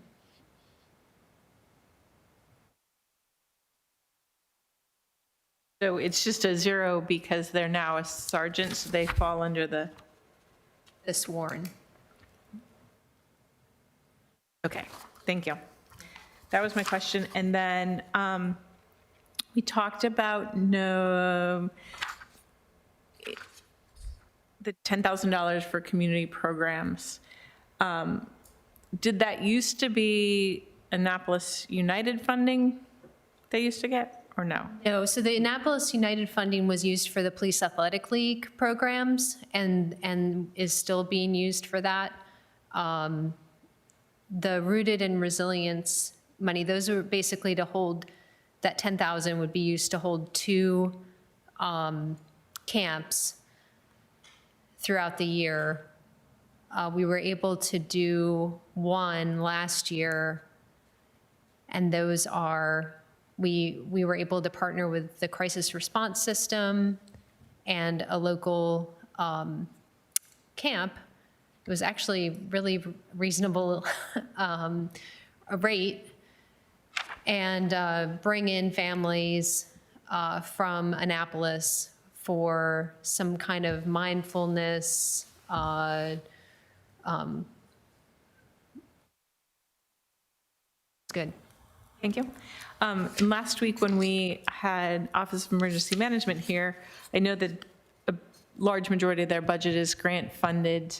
Are you seeing the same issues with grants? I know that not as large of a part of your funding comes from grants, but are you seeing the same issues where you've applied for grants that we've had for federal grants that you're not receiving? So we haven't had many federal grants recently. Some of the grants that we've had have been for body armor. There hasn't been as much fluctuation with some of those grants because they're not seen as problematic in some ways to people. But we have seen reductions in the grant amounts, say from the governor's office, and I think that stems from them getting less grant funding from the federal government in turn. So we haven't seen as much of a reduction as they have. I think if we want to expand which we do, want to expand our grant applications, we may still see an increase, but maybe it wouldn't have been as much as we had hoped. Things like victim services are where we're looking at for grants. Thank you. Those are my questions at this time. Alderman Thorpe. Thank you, Mr. Chairman. Chief Miguez, thank you very much for coming out on Saturday and quite frankly, your presence throughout the city. And I just want to compliment the professionalism of the Annapolis Police Department. It is amazing. Thank you. If I could go to slide 3, especially the first and the third number are pretty impressive numbers. As Alderman Huntley would call them, they're input numbers, but they're very useful. Do you have any past numbers of the same category, and do you have a projection for fiscal year '27? Yeah, so I could definitely provide those. So I'll put that for follow-up in the spreadsheet. It is something that we track regularly. I just I didn't have them at hand. And I would say, you know, some of these things are not things that we necessarily seek to increase, right? The increase in the calls for service shows a workload of our officers. We know the bulk of the increase has been frequent checks and foot patrol. If that increase was for people reporting crime, that would not be as good of a metric. So just looking for an increase in calls for service isn't necessarily, we almost want to see a decrease, right? Except in the proactive part. So seeing that breakout, which is something we also look at regularly, is what's the breakout of what calls we're getting, would probably be helpful for you. The people getting into our reentry program, great. You know, we strive to increase the amount of people we're reaching. The community events, I think, vary. So we have a large number. Should our goal be that we increase that, you know, year after year? Not necessarily, right? I think it's driven by the community. Sometimes we change what kind of outreach we're doing based on what's happening in Annapolis. So I think that can vary. I think it's just a good gauge to show like that we are active rather than we need to keep upping that number, or I think it's more about who we're reaching, which communities we're seeing, that kind of information. Whatever data metric you need to measure, I mean, keeping the priority on, for instance, Captain Thacker coming out to the ECA meeting the other day, huge payoff. So I would just like to see trends in the future. Yep. If I could turn to slide 4 and tell you that I don't have, well, I just have a question, but they're very impressive numbers. And my question is my takeaway from this slide overall the answer to the question of what are the crime trends and solving crimes in Annapolis? What are the trends? If I look at this slide, we're trending in the right direction, 25 to 26, and our goal is 27, continue to keep that trend. Is that a fair conclusion for that slide? Yeah, and I mean, I don't think we'll be improving on that 500% clearance rate for every year unless we really get going on these cold cases. But I think that we've been trending in the right direction. We're getting good information when we're doing these investigations. The detectives do an amazing job following up on these crimes, and I think that is shown in the numbers. Yep. And And just the fact you used the national average there, I mean, that's perfect. Okay, slide 13, speed cameras. Yes. How many speed cameras do we have? And I think it's fair that oddly enough, the residents want some more. Yes. Could you, how many do you have? How many additional are in a budget? And how many more would you like to have, or could you operate and would be effective? So we have 5 currently, and that's been the case for a number of years. We are increasing that. So in the last budget, we added a sergeant position to move to traffic safety. And by the end of May, we should have, I think, 3 more. Yeah, I think it's 9 total. Yeah, 3 or 4 more cameras ready by the end of May to be operational. We also have 1 red light camera currently, and he's also working on expanding that. And I believe that's 4 or 5 more red light cameras that we're working on as well. We have to review those citations when they're issued, so that is time. But the state recently allowed us to do that with non-sworn personnel. So that is helpful. I think we can manage, doing more reviews with that help from the state. We've found them to be effective in that the number of violations goes down over time, showing people are changing their behavior, which is good. And we are also targeting these cameras in areas where we have a lot of crashes or we get a lot of community complaints. So that's important for us when we look for placement of these cameras. Also, the money that we get, we currently use to offset the cost of the program, which is mainly personnel. The contract does not cost us anything. They get a fee based on a per citation rate, which is the normal practice for Maryland. Maryland does not allow a percentage given in these contracts. So it's a flat fee. And right now, the city code says that anything over our cost is supposed to go to the mobility fund. I might have some argument with that if we reach the point where we get more than just what we need to offset the cost of those salaries of the people who are checking those citations. I think there's other things we could do with it in the police department. And obviously, we have the biggest budget, so offsetting our budget is a goal for us as much as we can. Yeah, so I think that answers your questions about speed cameras. Okay, thank you. Bicycles, so you talked about foot patrols, more foot patrols. Many people would like to see more bicycles on the street. Is that a possibility?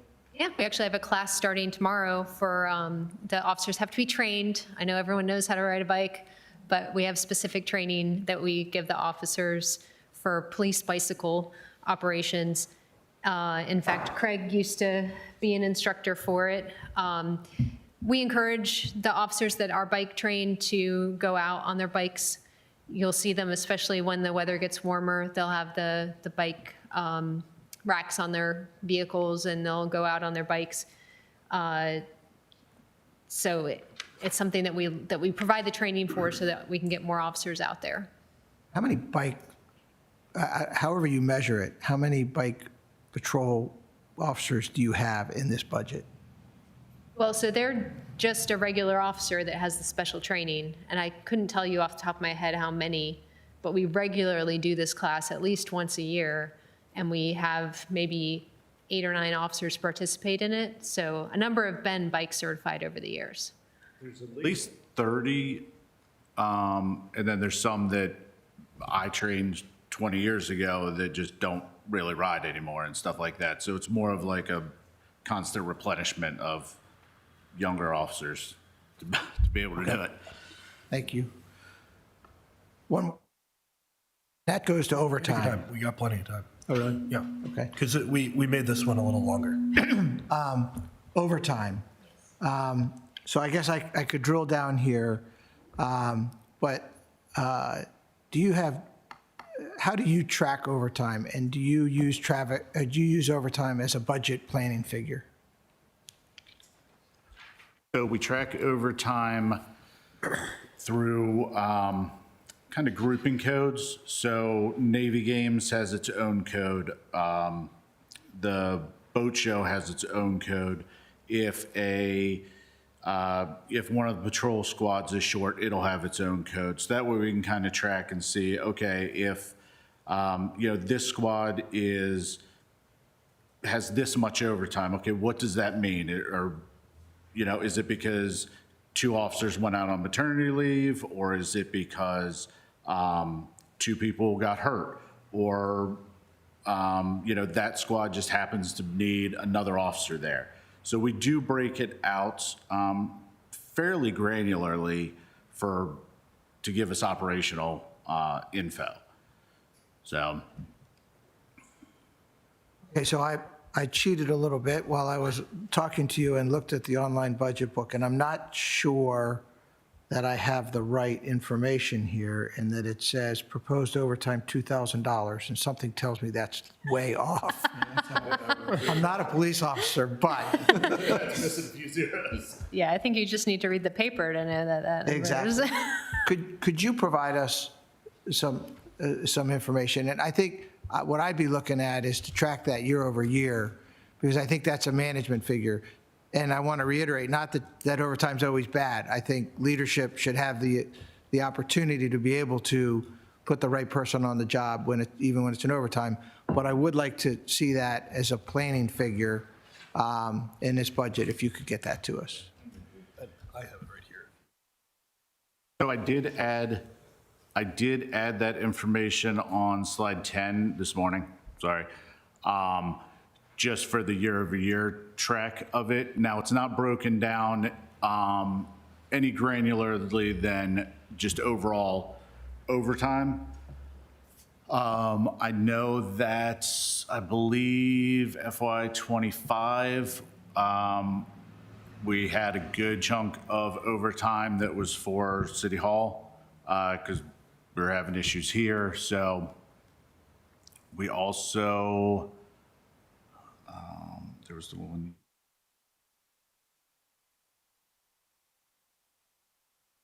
one year we ended up upping our neighborhood presence so really the overtime sort of has a linear progression, and then it's got the outliers that really kind of swing it. No, I did not notice that you added it to that slide. That's exactly the information I was looking for. Okay. Great, yeah, that, it's in there as final in the, we added it. Yeah. And from a finance committee standpoint, my opinion is I don't need to drill down deeper than that. Okay. But I like the fact that you've got $2.5 million dollars for overtime. I almost said hours. $2.5 million for overtime, and that's your planning figure, and over to you all to adjust it left or right. But since we do have time, let me ask another question. And I don't know if this is an academic question or a real question, but when I studied the history of public safety in Annapolis, I've noticed that we budget significantly higher every year, and we never get there. So projecting that we're going to spend $23 million and budgeting that we spend $27 million, on the face of it, we could be accused of creating a big surplus or whatever. What is the realistic number? Do you have a realistic number of what the budget will come in spent for 2027? And I want to put a fine point on that because I was going to ask you a similar question. Can you tell us about how the vacancy savings have changed between FY '26 and FY '27? Yes, I'm sorry. So Something different that we did this year that we haven't done previously is that we increased the vacancy savings for 27. Last year, I think we did 1.5. This year, we did 2 million. The decrease that you see in the projections is vacancies. It's nothing else but vacancies. They budget very, very well for each year with their contracts, with every other category. The only variable is salary and benefits because of the vacancies of the positions. So can I repeat back to you what I think you just said? Yes. In !26, you have taken the money out. So, no, in FY '26, we only budgeted 1.5 million for salary savings, but because of the vacancies that they're experiencing for FY '26, the projection is lower than what we anticipated for them to have for FY '26. If they fill those positions, they'll still have some salary savings there because we're almost at the end of the year.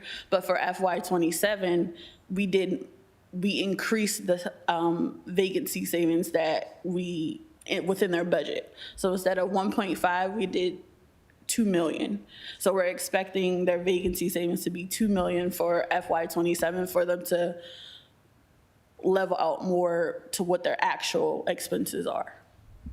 I just want to add, Alderman Thorpe, that on this sheet that you're looking at specifically, it's a little hard to see that point that Capri is making, because you would really need to compare the fiscal year '26 budget adopted versus the fiscal year '27 proposed. So that projected number is inclusive of like real-time projections with even more vacancy savings. But if you were to look at the adopted budget, the salaries line had about 26.9 million versus this year's, which is 27.0. And so with some of those changes, inclusive of benefits and everything else, that's why it's kind of flat. But if you look specifically drilled into the salaries line, the fiscal year '26 adopted budget was 15.7 million, whereas in 2027 it's 14.7 million. And so that's that change that Capri is speaking of between the adopted and the 27 proposed. These numbers with projected on it are going to be even more inclusive of vacancies. So Chief, is this budget in your mind what you hope happens, and you want to have enough money to fill all the vacancies? And at worst case scenario, you cut this, fill all the vacancies, and don't have enough money.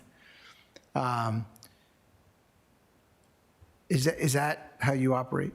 Yes, so over time, that is how the police department is operated. Yes, best case scenario, I fill all our vacant positions, and we're getting closer to that. So we're at 118 right now out of 125, and I believe we have 2 more we're going to hire soon, so we should get up to 120, which is great.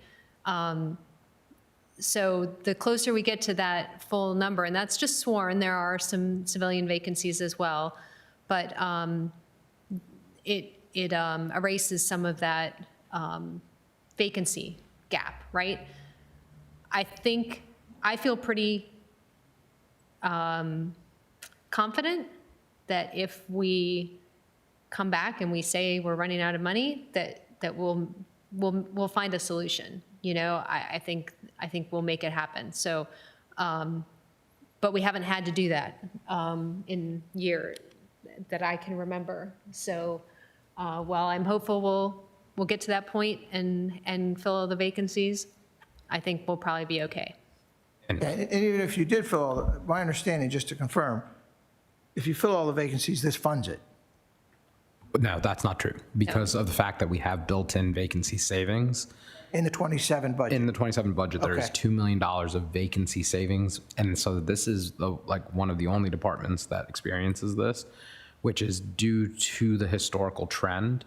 There is an actual budgeted amount for turnover savings. And even if in fiscal year '27, they were to fully staff up, assuming that they don't do it by July 1st, you would experience still some of that vacancy savings in the fact that there is time related to the hiring process.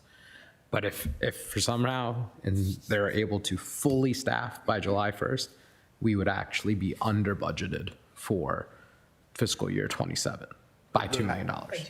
But the converse is, if they didn't hire anybody whatsoever in FY '27, anybody additional, right, keeps the numbers flat at exactly where they are, they would still come in under budget. Yeah, by about $3 or $4 million, yeah. Thank you very much. No problem. All right. I got a handful of questions for you guys. I'm starting also with salaries and benefits. Can somebody just remind me, and I really should know the answer to this, but why, when I'm looking at the difference between FY '26 original and adjusted, it's about $350,000 lower. I know we moved $100,000 into capital outlay. What was the other change we made within the FY '26 budget to move that $250,000 out? Does anybody remember? It must have been an FT or something at some point. It wasn't FT, it was for replacing the guns. Well, yeah, they replace our handguns. Was that not when we moved the 100,000 to capital outlay? It didn't just include that, it also included the grant position, and I think it was one other position. But they were kind of net because they eliminated positions as well to create those positions. Right, so then how is there about $250,000 less in the FY '26 adjusted overall than there is in the FY '26 original? Give me 1 second, and I'll pull it and I Yeah, can give it to and you. I bet Ms. Buckle would know it off the top of her head if she was here. Okay. Similarly, if we're looking at the difference between, now I'm not talking about projected, I know we were just talking about projected. I'm talking about what we budgeted last year compared to this year. We've got both the contractual services and the supplies and other are going down relative to last year. Is that due to stuff going to central services? Yes. Yeah, exclusively? Okay. So then, Yeah, and IT. and IT. IT. And so then there's a couple line items in here that seem like it might make sense for them to go to central services or IT, and I'm just curious why they didn't. The ones that jump out to me are the Axon contract, the communications and server maintenance. Any particular reason why those were decided not to move them? And if there isn't a particular reason, you can just say so, that's fine. The only that we moved to software, I'm sorry, to IT was software, not all maintenance contracts. And what was the first question? So the Axon is a lot of hardware. So it's the body worn cameras, but it's also our TASER. Oh, okay. So it's not just, Got it. yeah. The software part was moved to ITS though, but the hardware part was left in their budget. And to answer your question about the salary and benefits, 100,000 was for the replacement of the guns and the holsters. The 250,000 was because they didn't receive the 911 grant. I'm sorry, Yeah. a decrease of the 911 I grant. remember that now. Thank you very much. You're Like I said, I should have known that. Why is the Axon contract split into two line items for us? Is there any particular reason for that? We've added services through the life of our 5-year contract. So there should be like a bigger chunk and a smaller. Yeah. Yeah, the one would be if we renewed with exactly what we have now and nothing changed.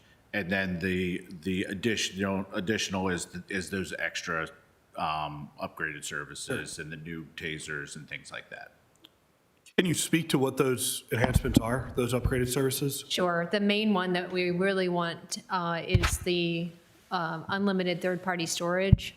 So right now, when our officers have their BWC activated, the video gets uploaded into the Axon system and then becomes accessible based on your level of access, so it's not like every officer can view everyone's videos. But we even have, like, the state's attorney has access to the videos they need for court and things like that through this system. It's a digital evidence management system.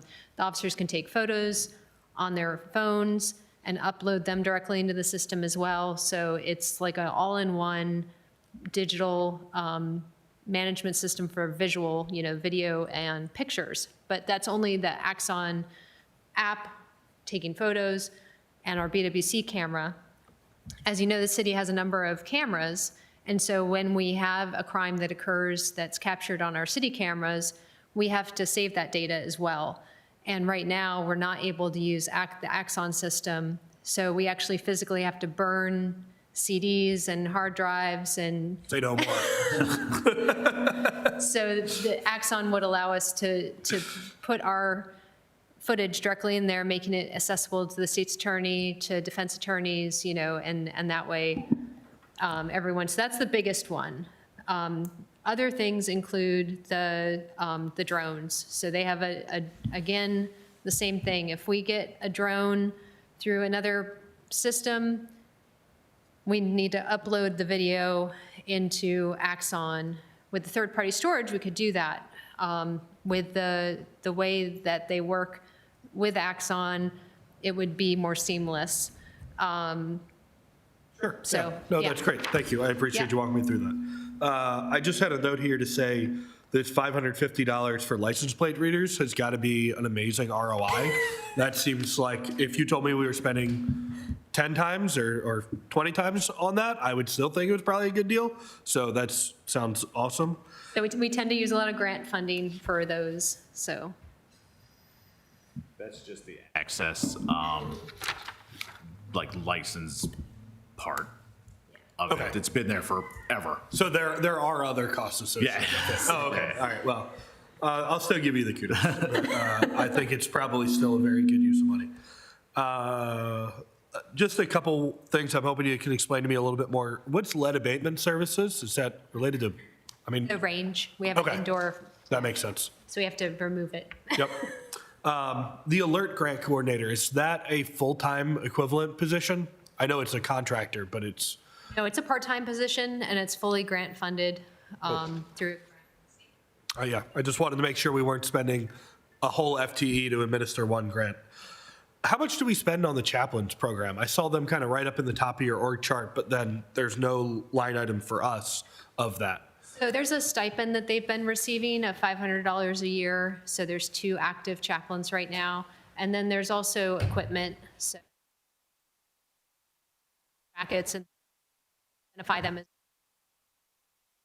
Couple $1,000s for equipment and Great. Can somebody explain to me, we have this line in here of union contingency? What's that? good. So those are the signing bonuses, 20,000 over 10 officers per year. So broken out into 4 years, it'll involving 200,000. Gotcha. Makes sense. I wanted to say that funding also has helped them fill those vacancies. Sure. Yeah. No, I think signing bonuses, it's just like human nature that we prefer money now. And so having a signing bonus is probably better use than increasing those salaries later. Is there any way you can help me understand how much we're spending on overtime for parades and special events and the trend on that? If you don't have that right now, maybe that could be a follow-up. Yeah, definitely follow up, because like Craig said, we track, all those events, and some are reimbursed and some aren't. So, Yeah, if we could just get, really, like I said, what I want to know is the trend. Is this increasing at 10% a year? Is it increasing at 30%? And if so, why? But I didn't expect you to have that right in front of you. Joel, I'm sorry, do you have something to say? Yeah, just on the point of reimbursed versus not, that is part of that city council legislation around fee waivers related to events. Yeah. Sometimes you'll see those amounts, that's inclusive of some of that overtime reimbursement. Yeah, I think at one point we had a spreadsheet that broke out how much of each one of those costs was from DPW, was from APD, was from ADRA. Oh, she did? Oh, okay. Apparently we have it. Never mind. okay, That's on me. that was easy. Why does it seem like the benefits line, if I'm looking back to FY23, is growing so much faster than the salaries line? Vacancy savings isn't going to get applied there. I mean, Capri, actually, I'll let you handle that one. Yes, you're grabbing the mic. Yes, instead of breaking out the 2 million between salary and benefits, we just fully put it in salaries. Okay, that makes sense. We were talking about adding a sergeant position. Didn't we add a sergeant position last year? So is that sergeant helping with the same need, or that sergeant that we added last year is totally just doing the new camera stuff? Yeah, then the sergeant that was added last year went to traffic safety and is doing the speed camera, red light camera additions. This one is for patrol specifically, for the patrol shifts, an extra. I think I've only got one more question for you guys, but it's kind of a philosophical one. We were talking a little bit about the work that gets done in the returning citizen reentry program, which by all accounts is amazing, and having people, we're driving people to trainings, we're doing all these different things to help folks. What do you guys think about how some of those services should maybe go to the Office of Central Services, or conversely, should some of the work that Office of Central Services done get moved to be under the police department? Are there opportunities to rebalance either of those things? Do you mean the Office of Community Services? Sorry, yes, That's that okay. is. It's community service, not I was Central like, Services. I was like, I don't think Matt Flinner. No, I don't think Matt wants to deal with that, no. Yeah, no, that's an interesting question, because when the Office of Community Services started in the mayor's office, at first it was kind of like, well, we're doing community outreach. We actually called it community services in the police department, and we changed it to community outreach so that it wasn't confused with the mayor's community services. But I think they do different work than us. Some of it is similar, but because they have more of a social worker slant, I think they are dealing with more of the holistic. Now, I'm not saying that we don't do some of that on the side as well, because I know we've been helping kids get to dental appointments and that. But there's some people that don't want to come to the police for things. I think we're happy to have the groups that we have that are comfortable and build on that trust that we have. But there's some people that are just, they're not going to call us, they're not going to reach out to us. And so I think we work well with the Office of Community Services. There's sometimes when we refer people to them, and then there's sometimes when they have a family that has a kid that wants to do a camp, or, and so we kind of work together in that regard. It's because the city doesn't run the health department, it doesn't have, I can see the benefit of having our own. I'm not sure where it might fit other than the mayor's office. But I don't know that the police department is necessarily the right place for it. Yeah, I mean, it might be worth a conversation in a public safety committee hearing or something. It's been in my mind, and what you're saying makes perfect sense. There are people who don't want to call the police. The flip side is if we put some more of these services within police, it might help people become more comfortable with that. So it's, like I said, it's kind of a philosophical question. I didn't think it was one we were going to solve today. The reason it came to my mind is to give you a more specific question. When people are getting driven to trainings or driven to a dentist appointment, are those sworn officers doing that typically? No, so we have some civilian community service specialists, and in fact, I think, well, he was converted this year. One of them was converted this year. So no, we're not. Gotcha. Yeah. I'm sorry, I did have one other question for you, unless. I have one more. Okay, I'll make sure we leave time for you. Actually, you just go first. Yeah, go. So one last question that I had that I wrote down and then I couldn't find where I wrote it down. It has to do with going back to those, the crime stats and calls that you get called out on. And what I found a few weeks ago was that in 2023, the council passed legislation that talked to short-term rentals and a 3 strikes you're out. And then I found a couple of weeks ago that there's a disconnect because Planning and Zoning is telling us they only received 3 or 4 calls over the past year, or incidents where a short-term rental had been called out on.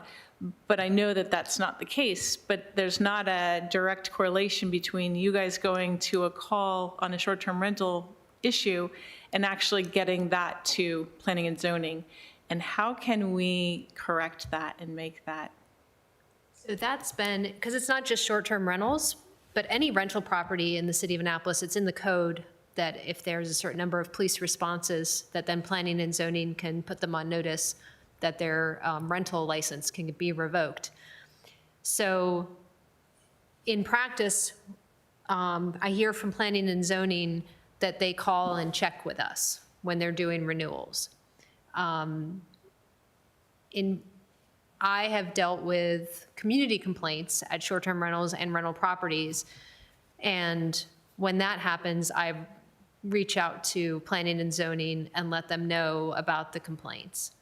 What I would like to see is us have a more robust information sharing where planning and zoning shares addresses with us of rental properties and short-term rentals so that we can conduct regular checks, whether they give us like a list once a month of those that are being renewed that month, and we go through and check, or if there's some other way we can do it to facilitate the information going from us to them and from them to us.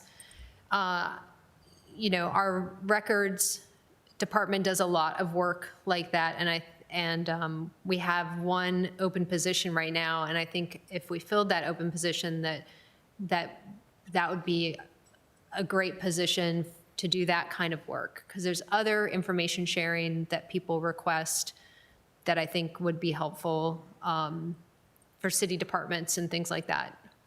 So if that position was filled, That would increase our capacity, and I think we could really set up a good system for how that would work between us and planning and zoning. is that position a sworn position or a civilian? No, it's a civilian records specialist position.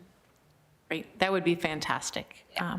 Because as we're moving forward, it would be nice to know that if a citizen has called with a complaint and police have responded, that those are all tracked and recorded so that we actually have real data to work with when we're looking at making changes. And like I said, planning and zoning says they do contact us when they're doing renewals.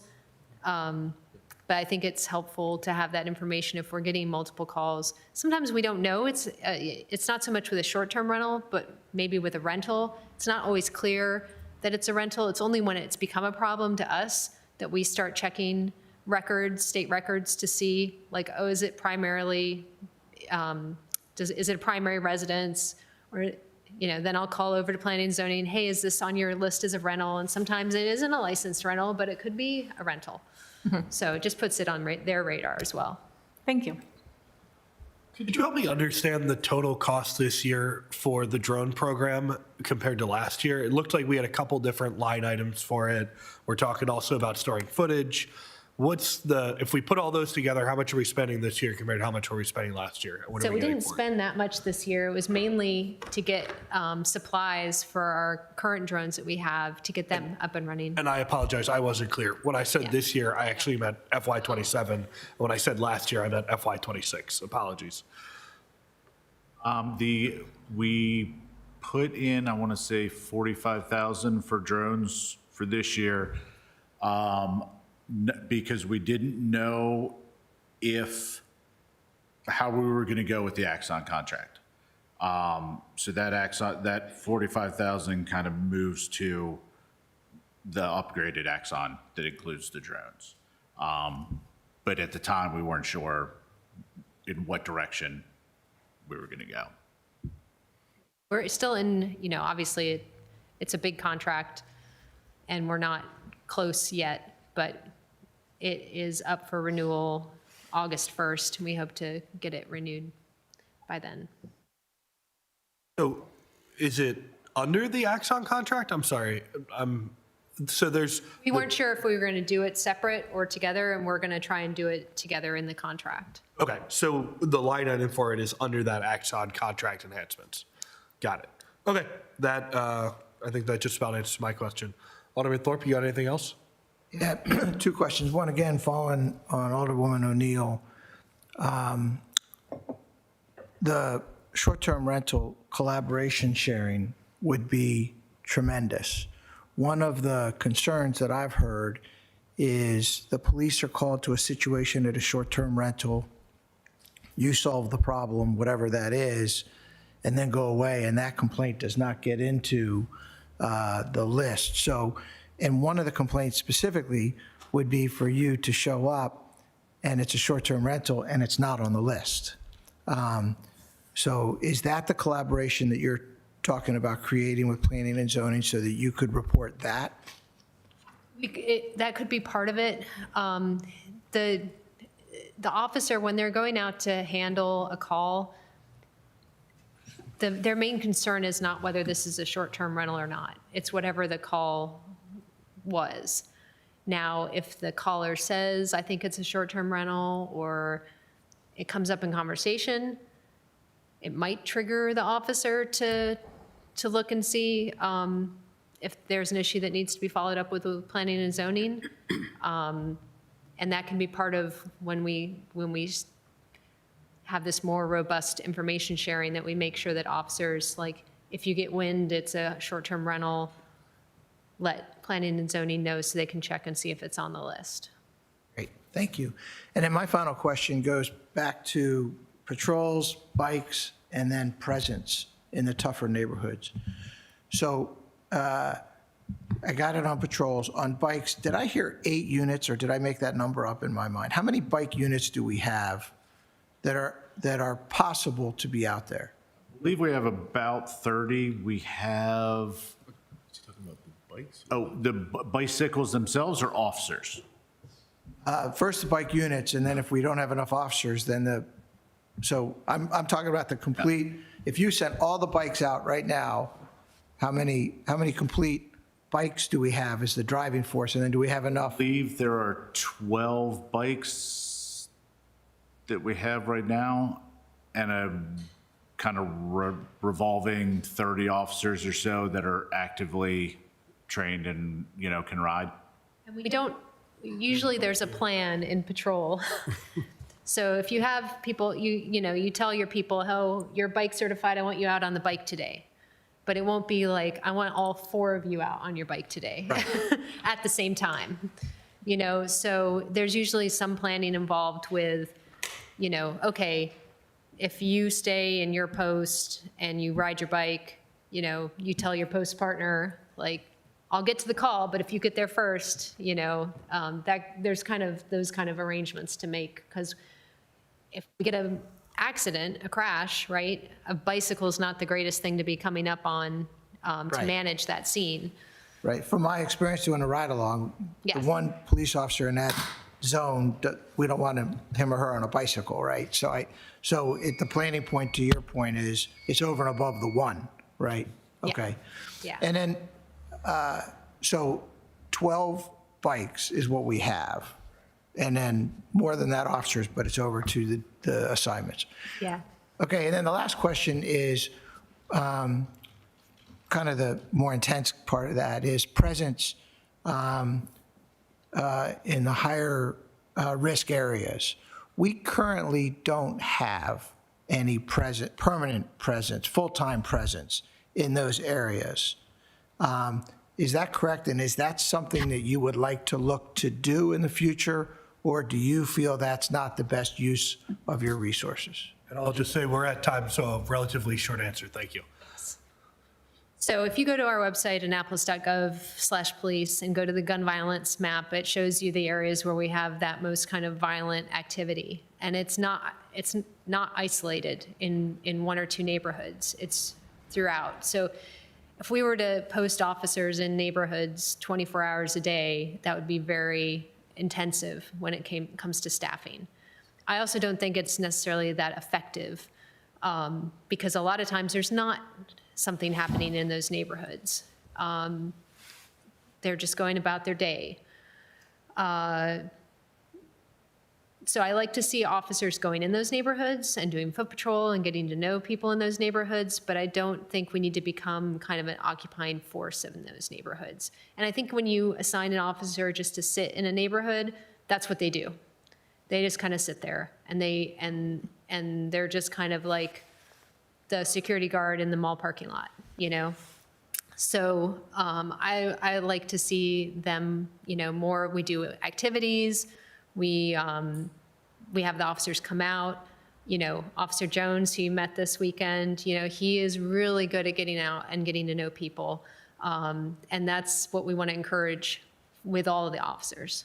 Thank you. Thank you very much. Thank you guys so much for being here. Really appreciate you taking time to be so detailed on everything. And with that, can I have a motion to recess until, let's say until 11 o'clock, and we'll come back at 11.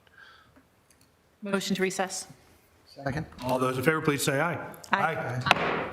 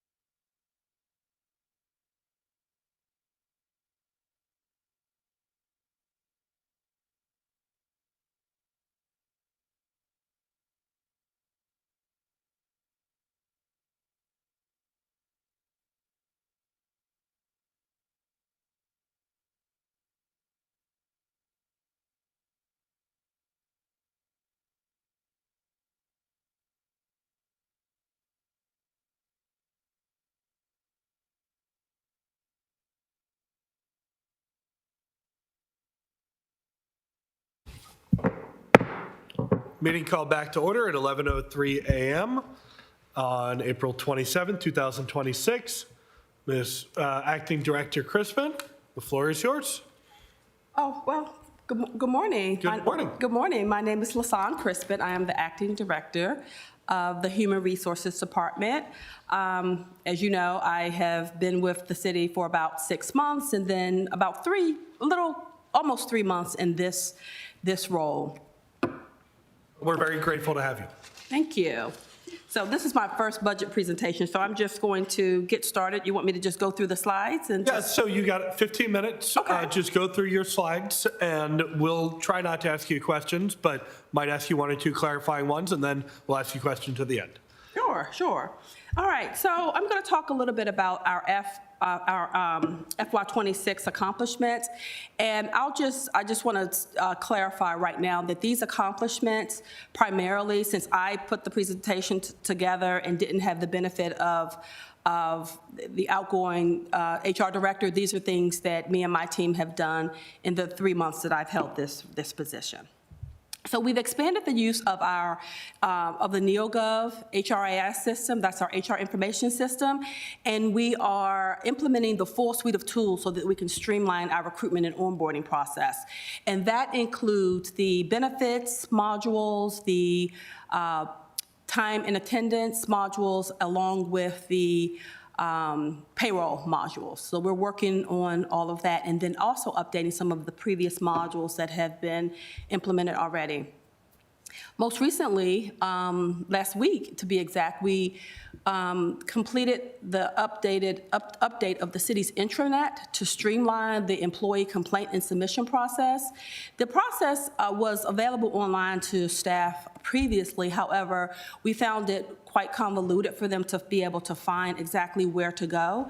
So we have streamlined the process, implemented a complaint button, if you will, on various pages of the intranet that allows staff to file a formal complaint electronically instead of bringing in a paper complaint, which they sometimes do, or sending it via email because it can get lost in translation.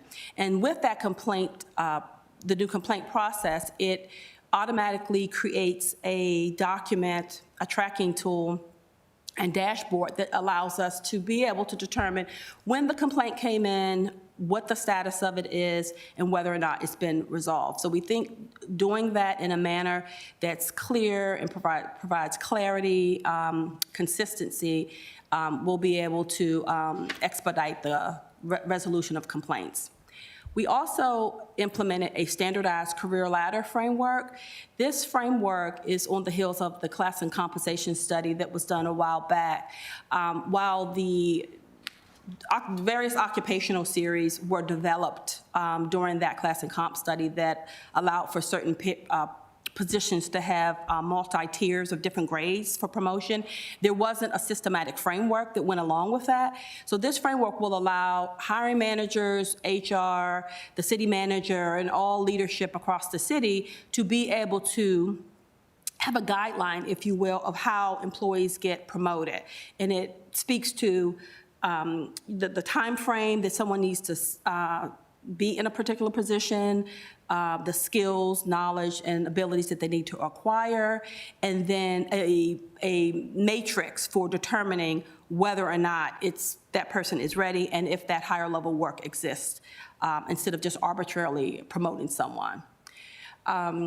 The other thing that we're really excited about is the implementation of what we call our job description cover sheet. So in the past, job descriptions would be written and they would miss certain criteria that we think is really important to establish up front, such as the FLSA or FLASA, Fair Labor Standard Act designation, whether the position is essential or quasi-essential, whether the position is, 70-hour or 80-hour position. And so all of that information is captured on that job description cover sheet. And if the time ever comes that a job description needs to be able to be tweaked or edited in some way, that cover sheet, because it's signed and saved in a PDF and, stored on our internal job description library, is a sign that we need to pause and take a moment before just updating the job description. And so we think that that's going to help us with version control and making sure that we are creating job descriptions that are consistent, that aren't being edited and altered based on announcements that are posted. And so that's something that we're really excited about. Another initiative that we recently established is the FLSA FLOSSA checklist. And that's a tool that we're using to identify and determine the FLOSSA status or status for each position across the city. And this is really important because getting that designation right before you assign that designation to a particular employee record is going to save us a lot of heartache later on if we ever were to pay someone based on the incorrect FLOSSA status. And then I also wanted to talk about our new electronic exit interview survey. So we've had an exit interview process in the past, but this one allows us to be able to send the exit interview link to departing employees. It's very robust, it's very comprehensive, but it allows us to drill down for the real reasons staff are vacating their positions. It's done anonymously. We track the information over a period of a quarter and only share the information with senior leadership every quarter so that there is, less of an opportunity to track it back to the person who submitted the exit interview survey. And what I'm hoping this will do is it will allow us to really determine why people are leaving. The questions, like I said, are very comprehensive, and it really tries to determine if there are systematic issues across the city that we need to take a look at. If it was, solely based on, a new career opportunity, we can't really do much about that. If it's based on pay, if it's based on something else that we need to take a look at as we are trying to retain top talent within the city.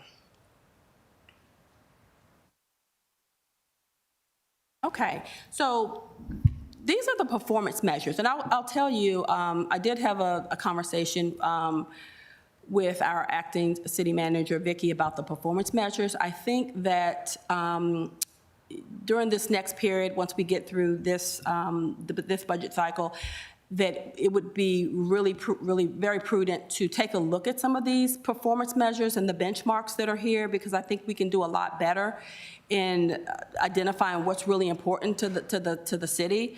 I think that there's some information that I could share from HR that I've seen that I think would be much better for us to capture, along with some of the information that came out of the roundtables that the mayor held, and we can move forward in the upcoming years to really get good benchmarks and really track those benchmarks. So for employee retiree and satisfaction, again, as I mentioned, the e-form that we have for the exit surveys, we'll be able to track, those metrics. And then looking forward to 2027, we, can plan to review those metrics and see if there are any systemic issues across the city, and we can deal with those. As far as training is concerned, I am currently in the process of finalizing 2 contracts for citywide training. This training will encompass a variety of different subjects, and they will be separated by senior executives, our senior leadership team, supervisors, and then citywide staff. And then looking forward for FY 2027, there are a few courses, such as our harassment course and conflict management, that staff currently undergo when they initially are hired within the city, but there hasn't been an ongoing push for those types of courses to be reoccurring, and from a compliance standpoint, I think that we have to have those on an ongoing basis. Right now, the harassment training is a 45-minute video training course. I think that's a great start, but I also think that we might want to, at some point, couple that with in-person or in-person training or live training that could go along with that. If not yearly, every other year would be appropriate.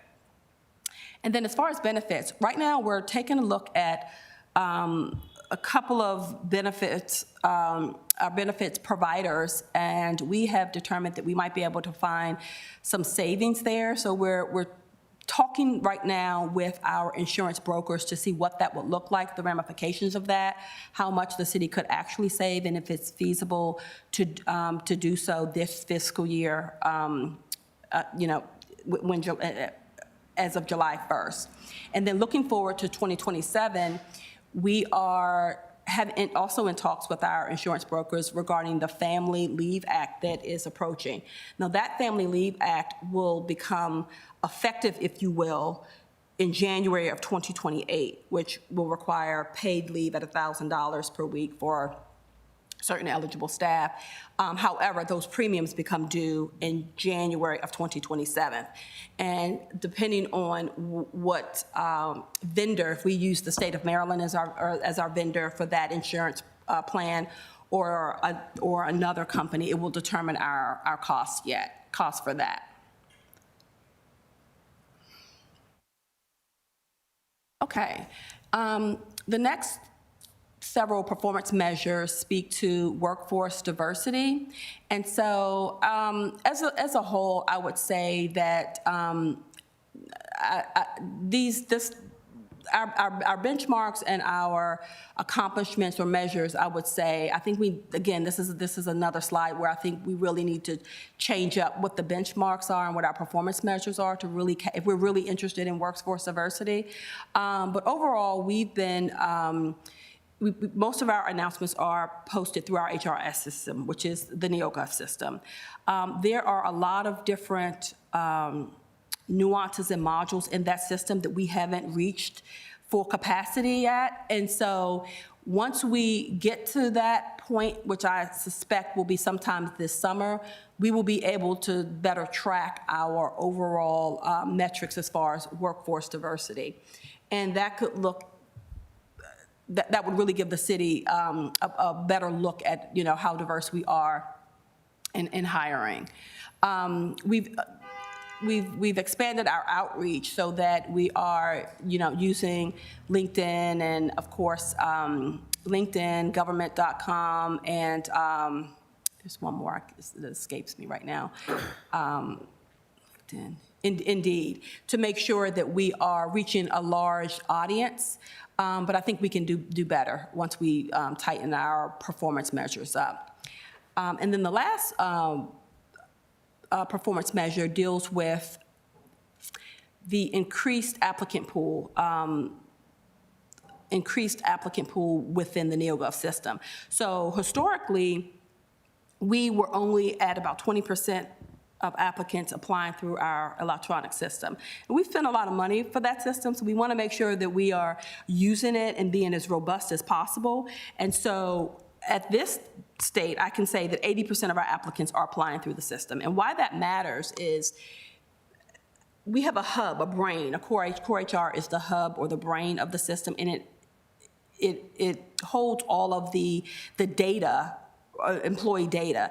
And so when we allow applicants to apply outside of the system, outside of our applicant tracking system, we're not capturing all of those metrics as far as time to hire or, how efficient HR is. And so a lot of that is lost in those numbers. And it allows us to better onboard that person because we have all of their information there. So we're at an 80% rate, and, going into FY 2027, my expectation is that we will be at 100% and only allowing paper applications on a very rare basis.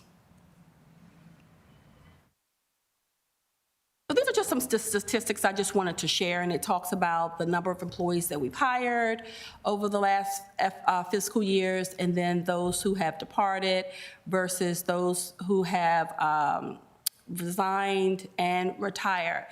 And again, once we are using our NeoGov system at full capacity, I think we'll be able to have dashboards that show why people leave, how long they've stayed, and then if we take the information from our exit surveys and compare it to some of these metrics, we'll be able to have a better idea of our retention numbers and use that for succession planning. These are going to be blank. We don't have any personnel enhancements or non-personnel enhancements to speak of. Keeping it real easy for us. Right, right. We have a small budget. That was time, but just keep going. I think you're close to the end. Oh, okay. This is just our salaries over the past fiscal years. And so, I'm not sure if you have any questions for that, but that's just a snapshot of where we are and where we've been and where we're going. Right, and so here, I just wanted to give a couple of updates that we are currently undergoing the interviews for the Human Resources Director. We expect to conclude the first round by the end of this week, and we have a lot of great candidates that we're interviewing, so we're excited about that. And the HR department, we're constantly updating our internal policies and procedures to ensure that we have a systematic way of doing business. We want to be able to stand on what we say for any decision that we make. We want it to be all compliance-based, and we want to be able to have a point of reference as to why we're making the decisions that we're making. I think I already mentioned how we streamlined the intranet, so I won't go through that again. And then those are the titles of the upcoming citywide training courses that I previously mentioned. Okay. Thank you. Wonderful. Thank you so much. And you're in a tough spot of presenting a budget when you've only been there for so long, and so really appreciate you stepping up and doing such a good job with that. Thank you. Alderwoman O'Neill, you want to start us off with some questions? Great. I just have a few. Thank you very much. My first one is in regards to when you were talking about the updated the complaints page, the intranet. And that is citywide, so no matter which department, they have access to lodge their complaint. That's a citywide, right. All right.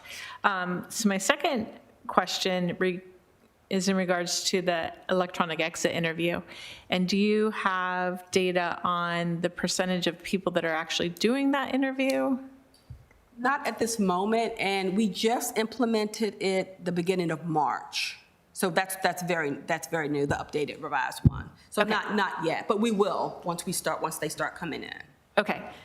It's been my past experience that most people choose to just not do that. So if there's some way that we are able to encourage people to do that. Right, we do, and so I don't have the exact numbers, but I will tell you that people are completing it. So yeah, and we do let them know that the information is tallied, like, you know, based on the responses that we get, we tallied and put it in a dashboard, but we also let them know that we don't share that like right away, so they know that this department said, so it's not, you know, identifiable. Okay. And then my third question is in regards to your operating budget, when I see the projected contractual services go from about 30,000 to 117, is that for the training, the citywide training, or those two contract positions? So actually, the prior director put that in, but contractual services, no, I'm thinking what she had in mind is we have currently two contractual staff members or contractual staff that are assisting us with classification, compensation, and some training material, internal training material, but not actually training. So the increase from 30 to 117, do we know why? Whoa, oh, go on. It didn't increase from 30, the projected amount is 30,000. The actual budget was 115,700. Okay, so we didn't use those funding. Yeah, so projected for FY '26, this is based off of December 31st, I believe. There may be some, it's a projection, so it could be adjusted. Since then, recently, we've had a conversation of different initiatives that she wants to use that funding for. So it looks like she's going to use the full adjusted budget amount for FY '26. Okay. That answers my question. Does that answer your question? I think so. I was just worried that, we went in, the actual in the FY '25 was 26. We budgeted for, up to 115. The projection right here looks at 30, so we're going to spend $80,000 in the next 2 months, or? So I will say this, that from my understanding, that the city has not fully used its training budget to its full capacity or at all over the past 2 years, and we are really behind in training. We desperately need leadership training, debiasing the workplace, conflict resolution, based on some of the internal things that I'm seeing within HR. We need that money for training, and training is very, very expensive. I don't see that, I don't see that we have historically, over at least the past couple of years, had any type of training. So I think we're in a catch-up phase at this point. Okay. Thank you. And then my last question was, you talked about having, putting together systematic frameworks for, as people are hired, adding to the job description.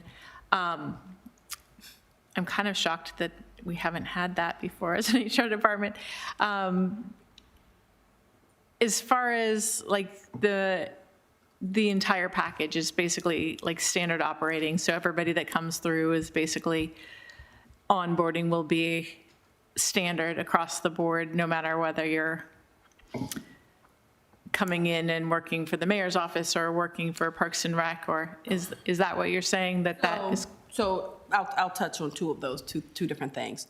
So the career ladder framework that I mentioned is only for positions, say there's an accountant 1, 2, and 3 position, and you get hired into the accountant 1 position. How does a supervisor of that employee make the determination that that person is ready to go to the accountant 2?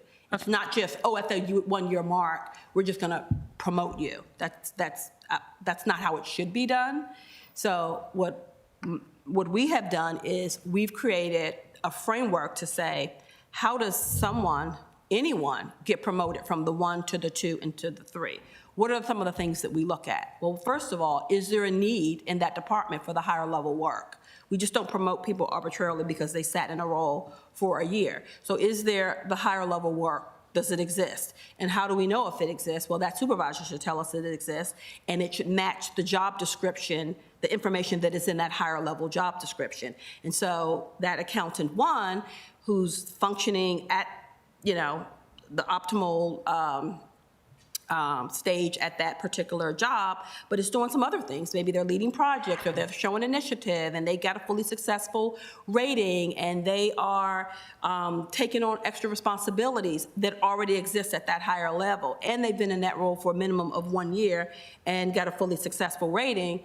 And budget has approved that money exists to promote that person, then they can be promoted. But there's a matrix surrounding that, so that, not that I'm saying that this would happen here, but that a manager wouldn't promote this person and not that person, and they're using a different set of criteria to promote people. But it's all in alignment, and there has to be a concurrence with that supervisor, the director of that department, and then HR would sign off on it. So that's the framework I'm talking about regarding the career ladder.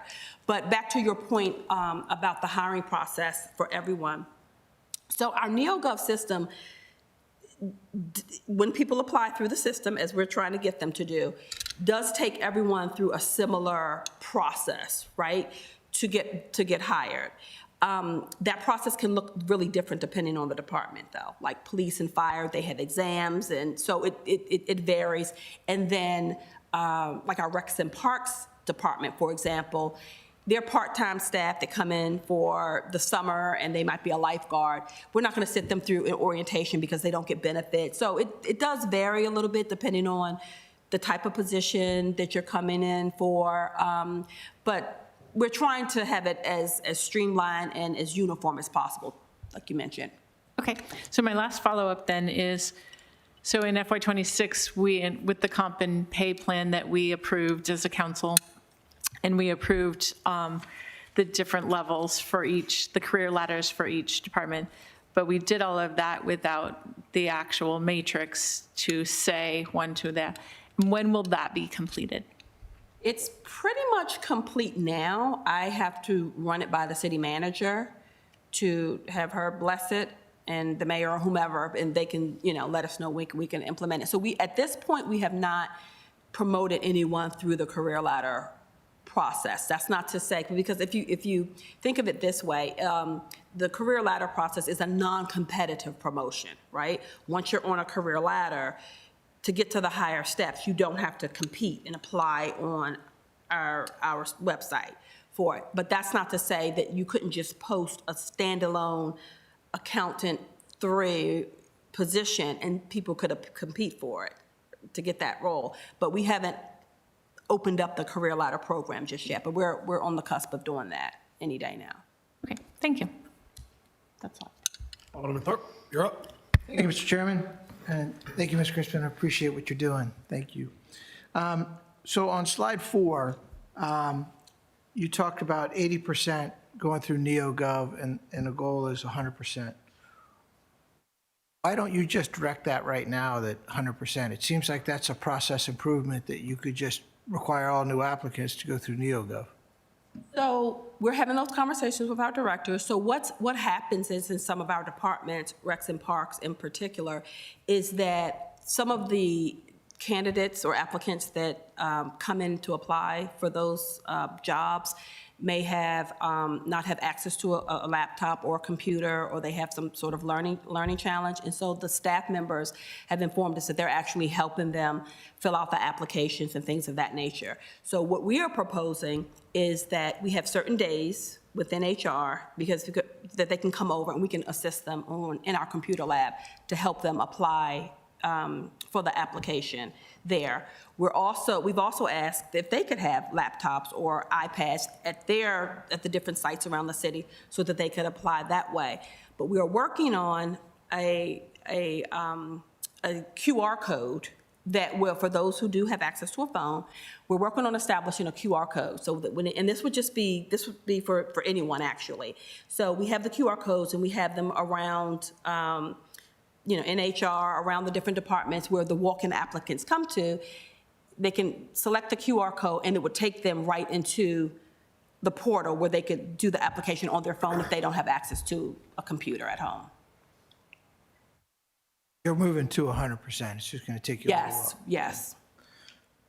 So thank you. In the budget document, you have $80,000 for a summer intern program.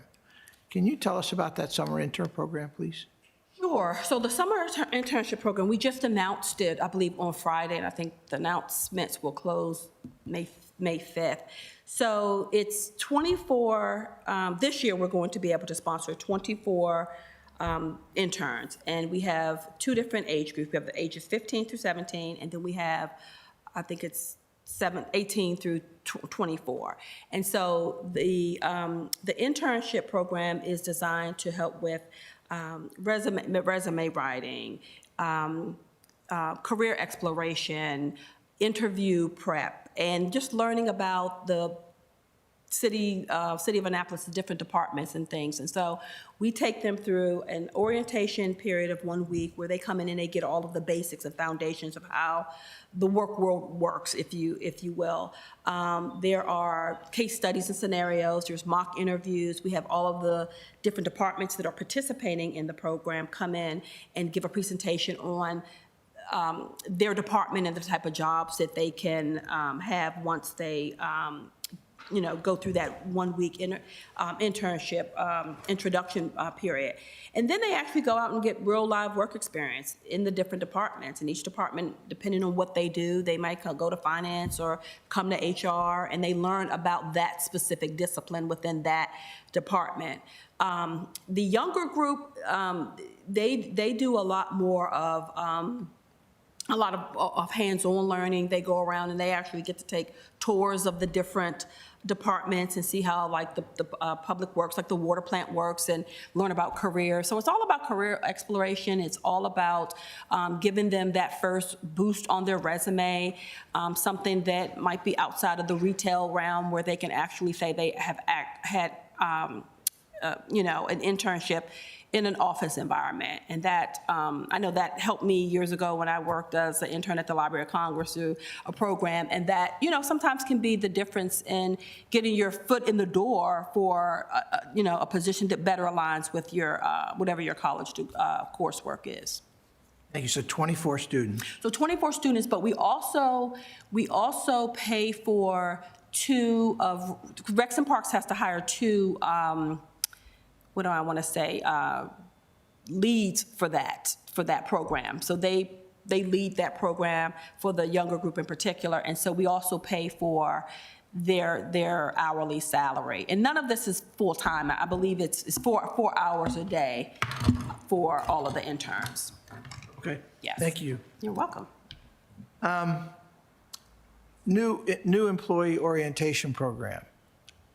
Who leads that on your team? And do you survey people who finish that and receive those results?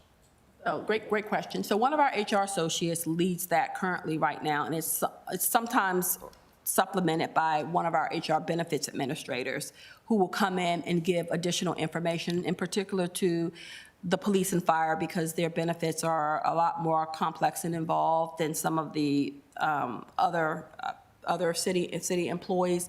And that survey that you mentioned is not in effect now, but that's something we're working on. That survey, and then a survey in general that all of the HR staff will have on their email tagline, are two surveys that we have in process to implement, but they're not quite ready yet. When do you think the orientation timeline will be implemented? The orientation The orientation survey will be implemented. I would have to check on that and see when we are with that. So part of that is, Just, for the record, just putting that as a report back, please. Yeah, just get back. okay, the orientation survey timeline readiness. Okay, I can get that to you. And then my final question is, what is your department's policy on overtime? My department does not offer overtime. And so the FLSA document that I mentioned that we created is something that should be done for each. So let me go back a little bit. So someone mentioned the class and comp study that you had several years ago, and out of that came a lot of job descriptions. So what I have seen are single job descriptions, just a job description with the knowledge, skills, or duties, minimum qualifications, and maybe some work environment information on that. To me, that falls short of what a job description should entail. That's why I created the cover sheet with all of that ancillary information that's very important that goes along with it. A full job description in my mind also contains a FLOSSA checklist. That checklist is what is used to determine whether or not that position is eligible, whether it's exempt or non-exempt of the overtime rules. You should not, absolutely should not be checking a box to say a position, not the person, but the position is exempt or not exempt without a criteria for capturing that. It just can't be something you pull out of a hat.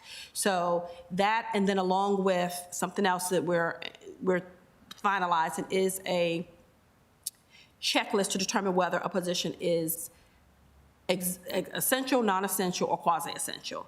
All of those documents, so the cover sheet, the job description, the quasi-essential versus essential, and the FLSA, that is a complete job description in my mind, because it has all of those documents with it. It tells you why you made the designations you made. It goes back, the FLSA is law, so it goes back to the CFR, so I can't just designate that. So long story short, no one in HR, they don't meet any of the criteria on that FLSA checklist, so no one in HR earns overtime. All right, thank you very much, Mr. Chairman. That concludes my questions. That was, I really appreciate what you were just talking about. The idea of creating these checklists seems really helpful. I was having a kind of impromptu conversation with somebody maybe a month ago about why is this employee exempt and that employee not exempt? And so it'd be really interesting for us at some point to be able to go and look at those and say, oh, that's why. So thank you. Yes. I want to dig into this contract services breakdown. And again, apologies if I repeat some of the questions you asked. I'm trying not to. But fundamentally, what I'm trying to understand is there's $117,000 budgeted for this, and listed for us is about $32,000, $34,000 here. So maybe it's more a question to Ms. Turner, but whoever wants to answer it. What are when we see like contract services and professional services, how much of those is going to each thing within them? Well, so for right now, the budget team can speak too, but I have 2 contract individuals that are working for me right now that are helping us with some of our initiatives. So far, we've spent $15,000 on one for this fiscal year, and the other one was budgeted for $3,000. However, I've asked for an additional $14,000 for the person on our classification and compensation initiative, because we need a full-time person, quite frankly. But I've asked for some additional money for that. So that encompasses about $33,000. However, that other $70,000 or $80,000 is budgeted in there. I think that, again, the prior director put that money in there, but that money is absolutely needed for the citywide training to keep us in compliance that we have not had for the past several years. Okay. I think it's finally, I'm starting to understand, and apologies for being thick. No. But so the $32,500 for contract services does line up with what we've got here in our budget book. That makes sense. It's the $80,800 that I'm trying to understand what it is. That's part of it. The 2 positions that she's speaking of, that's where those expenses are allocated to. Okay, gotcha. Those 2 positions, and then also trainings. Training. How much do we spend on drug testing? And where would that be in the budget? When people come on, they got to go, they get tested. Presumably the city pays for that. How much are we spending on that? So it's, in some departments, it's split out. Rexon Park, 2 of their divisions has drug testing. I can look it up, but I don't think that it is more than 11,000 off the top of my head, but I can look up to give you what we actually budget. But I can say from budget experience and budget versus actual that we've actually reduced it over time because we never have reached what we have budgeted. Gotcha. Yes. I have the file pulled up. So for pre-employment drug and alcohol screens, it's $20,500 in HR's budget. In HR, okay. Thank you. And then you're saying there's also some in Recs and Parks? Interesting. Is there a reason we don't centralize that? I honestly can't say why it's been like that. I don't know. That's just how it is built into the budget, how it has been.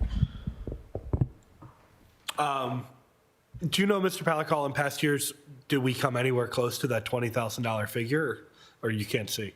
Say to that level of detail, because within this employee physical exams, you've got pre-employment physicals, drug and alcohol screens, psychological evaluations, independent medical evaluations, and then CDL physicals. And so I don't know if we have the level of detail to break it down into those individual line items. Got it, okay. Yeah, and it's hard to say because of the vacancies as well, because they put funding in there based off of the positions that are included within the budget.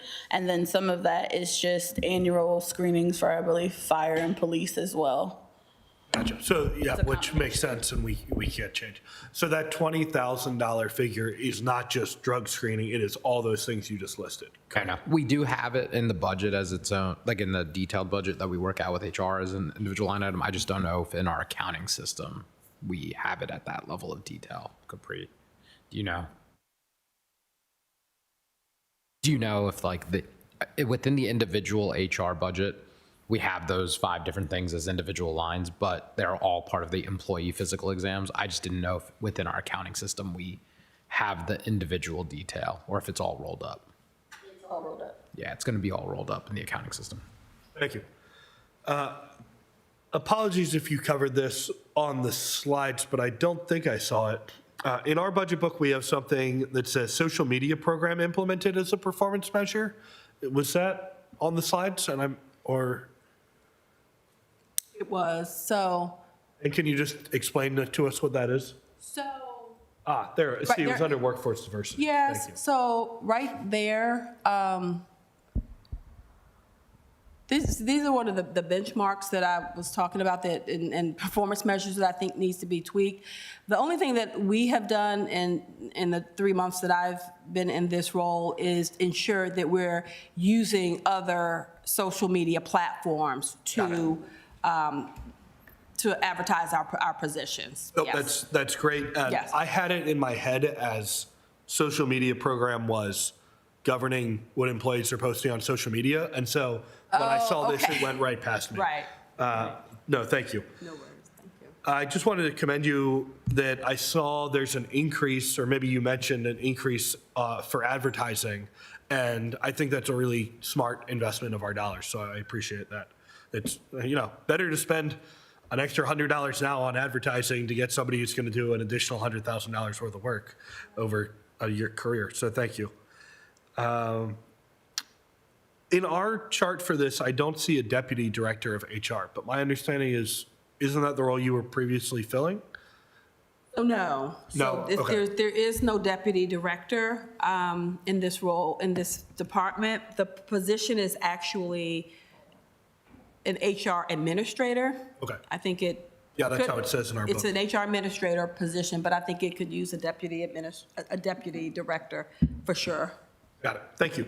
And then I think this is the last thing I've got for you. Could you talk a little bit more about that FMLA insurance issue? That in January of 2027, we're going to have to start paying towards this FMLA. So is that reflected in higher benefits for our employees, essentially a higher fringe rate in FY27? Is that?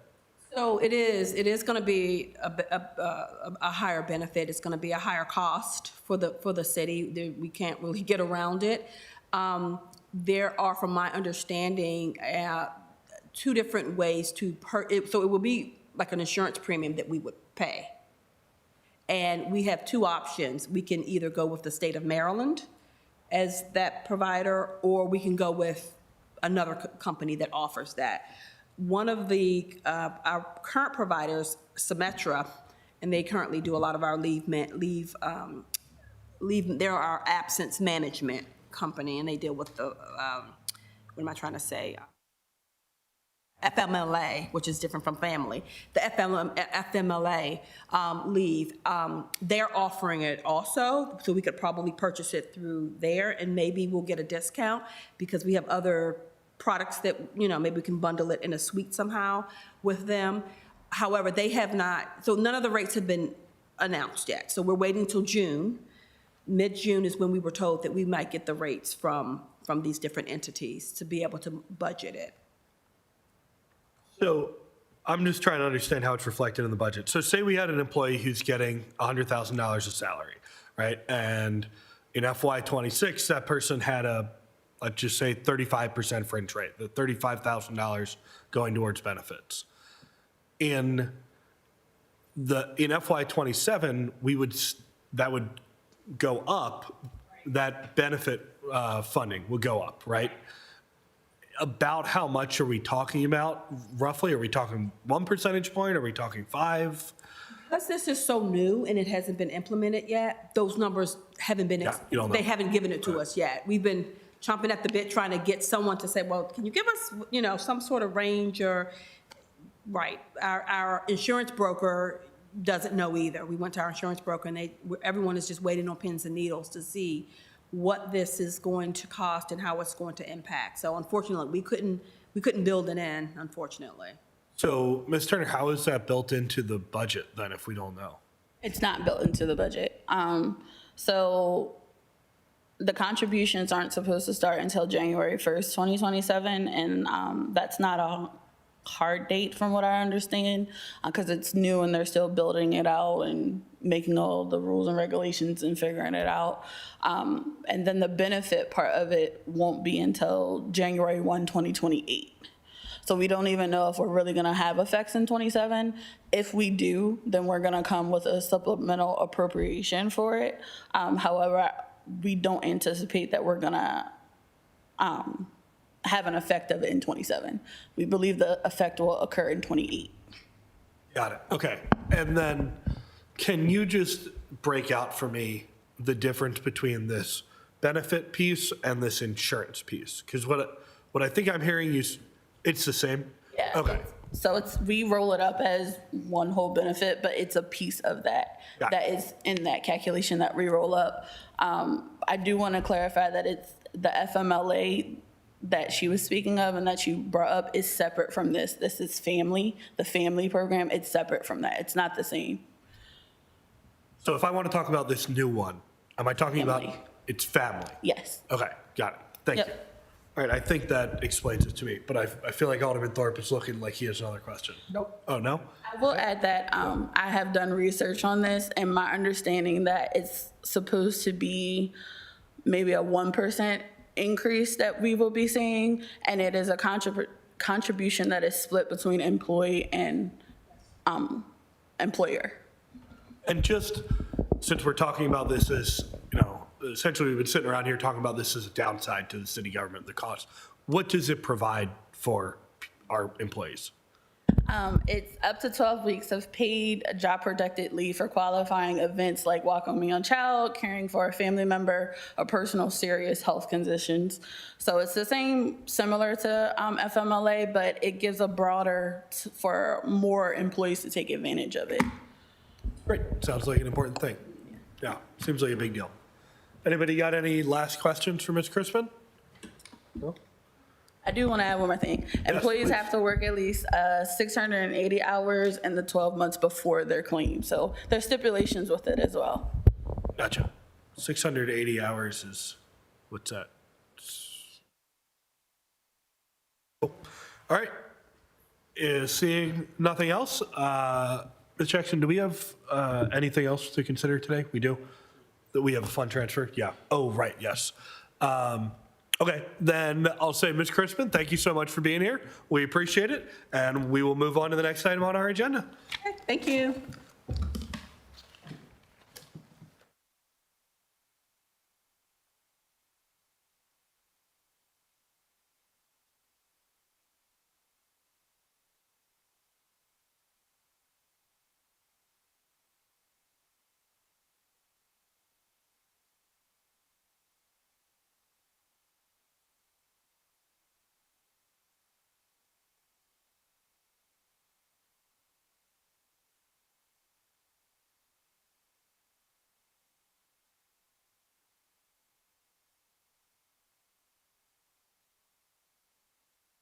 I was kind of expecting that Ms. Buckland could talk about this, but she's not here, and I don't think we asked Public Works to be here for it.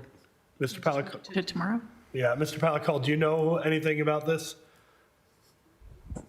Pulling up the agenda for Monday, April 27th. I mean, we're going to have Public Works here tomorrow, so it might just make sense to bump it. Yeah. That makes sense. Okay. Is there a motion to postpone FT 1126 to the April 28th meeting? So moved. Second. All those in favor, please say aye. Aye. Motion carries. With that, I think we can adjourn. Is there a motion to adjourn? Motion to adjourn. Oh, Sorry. Second. We'll call that, yeah, that's good enough. All right, all those in favor, please say aye. Aye. Aye.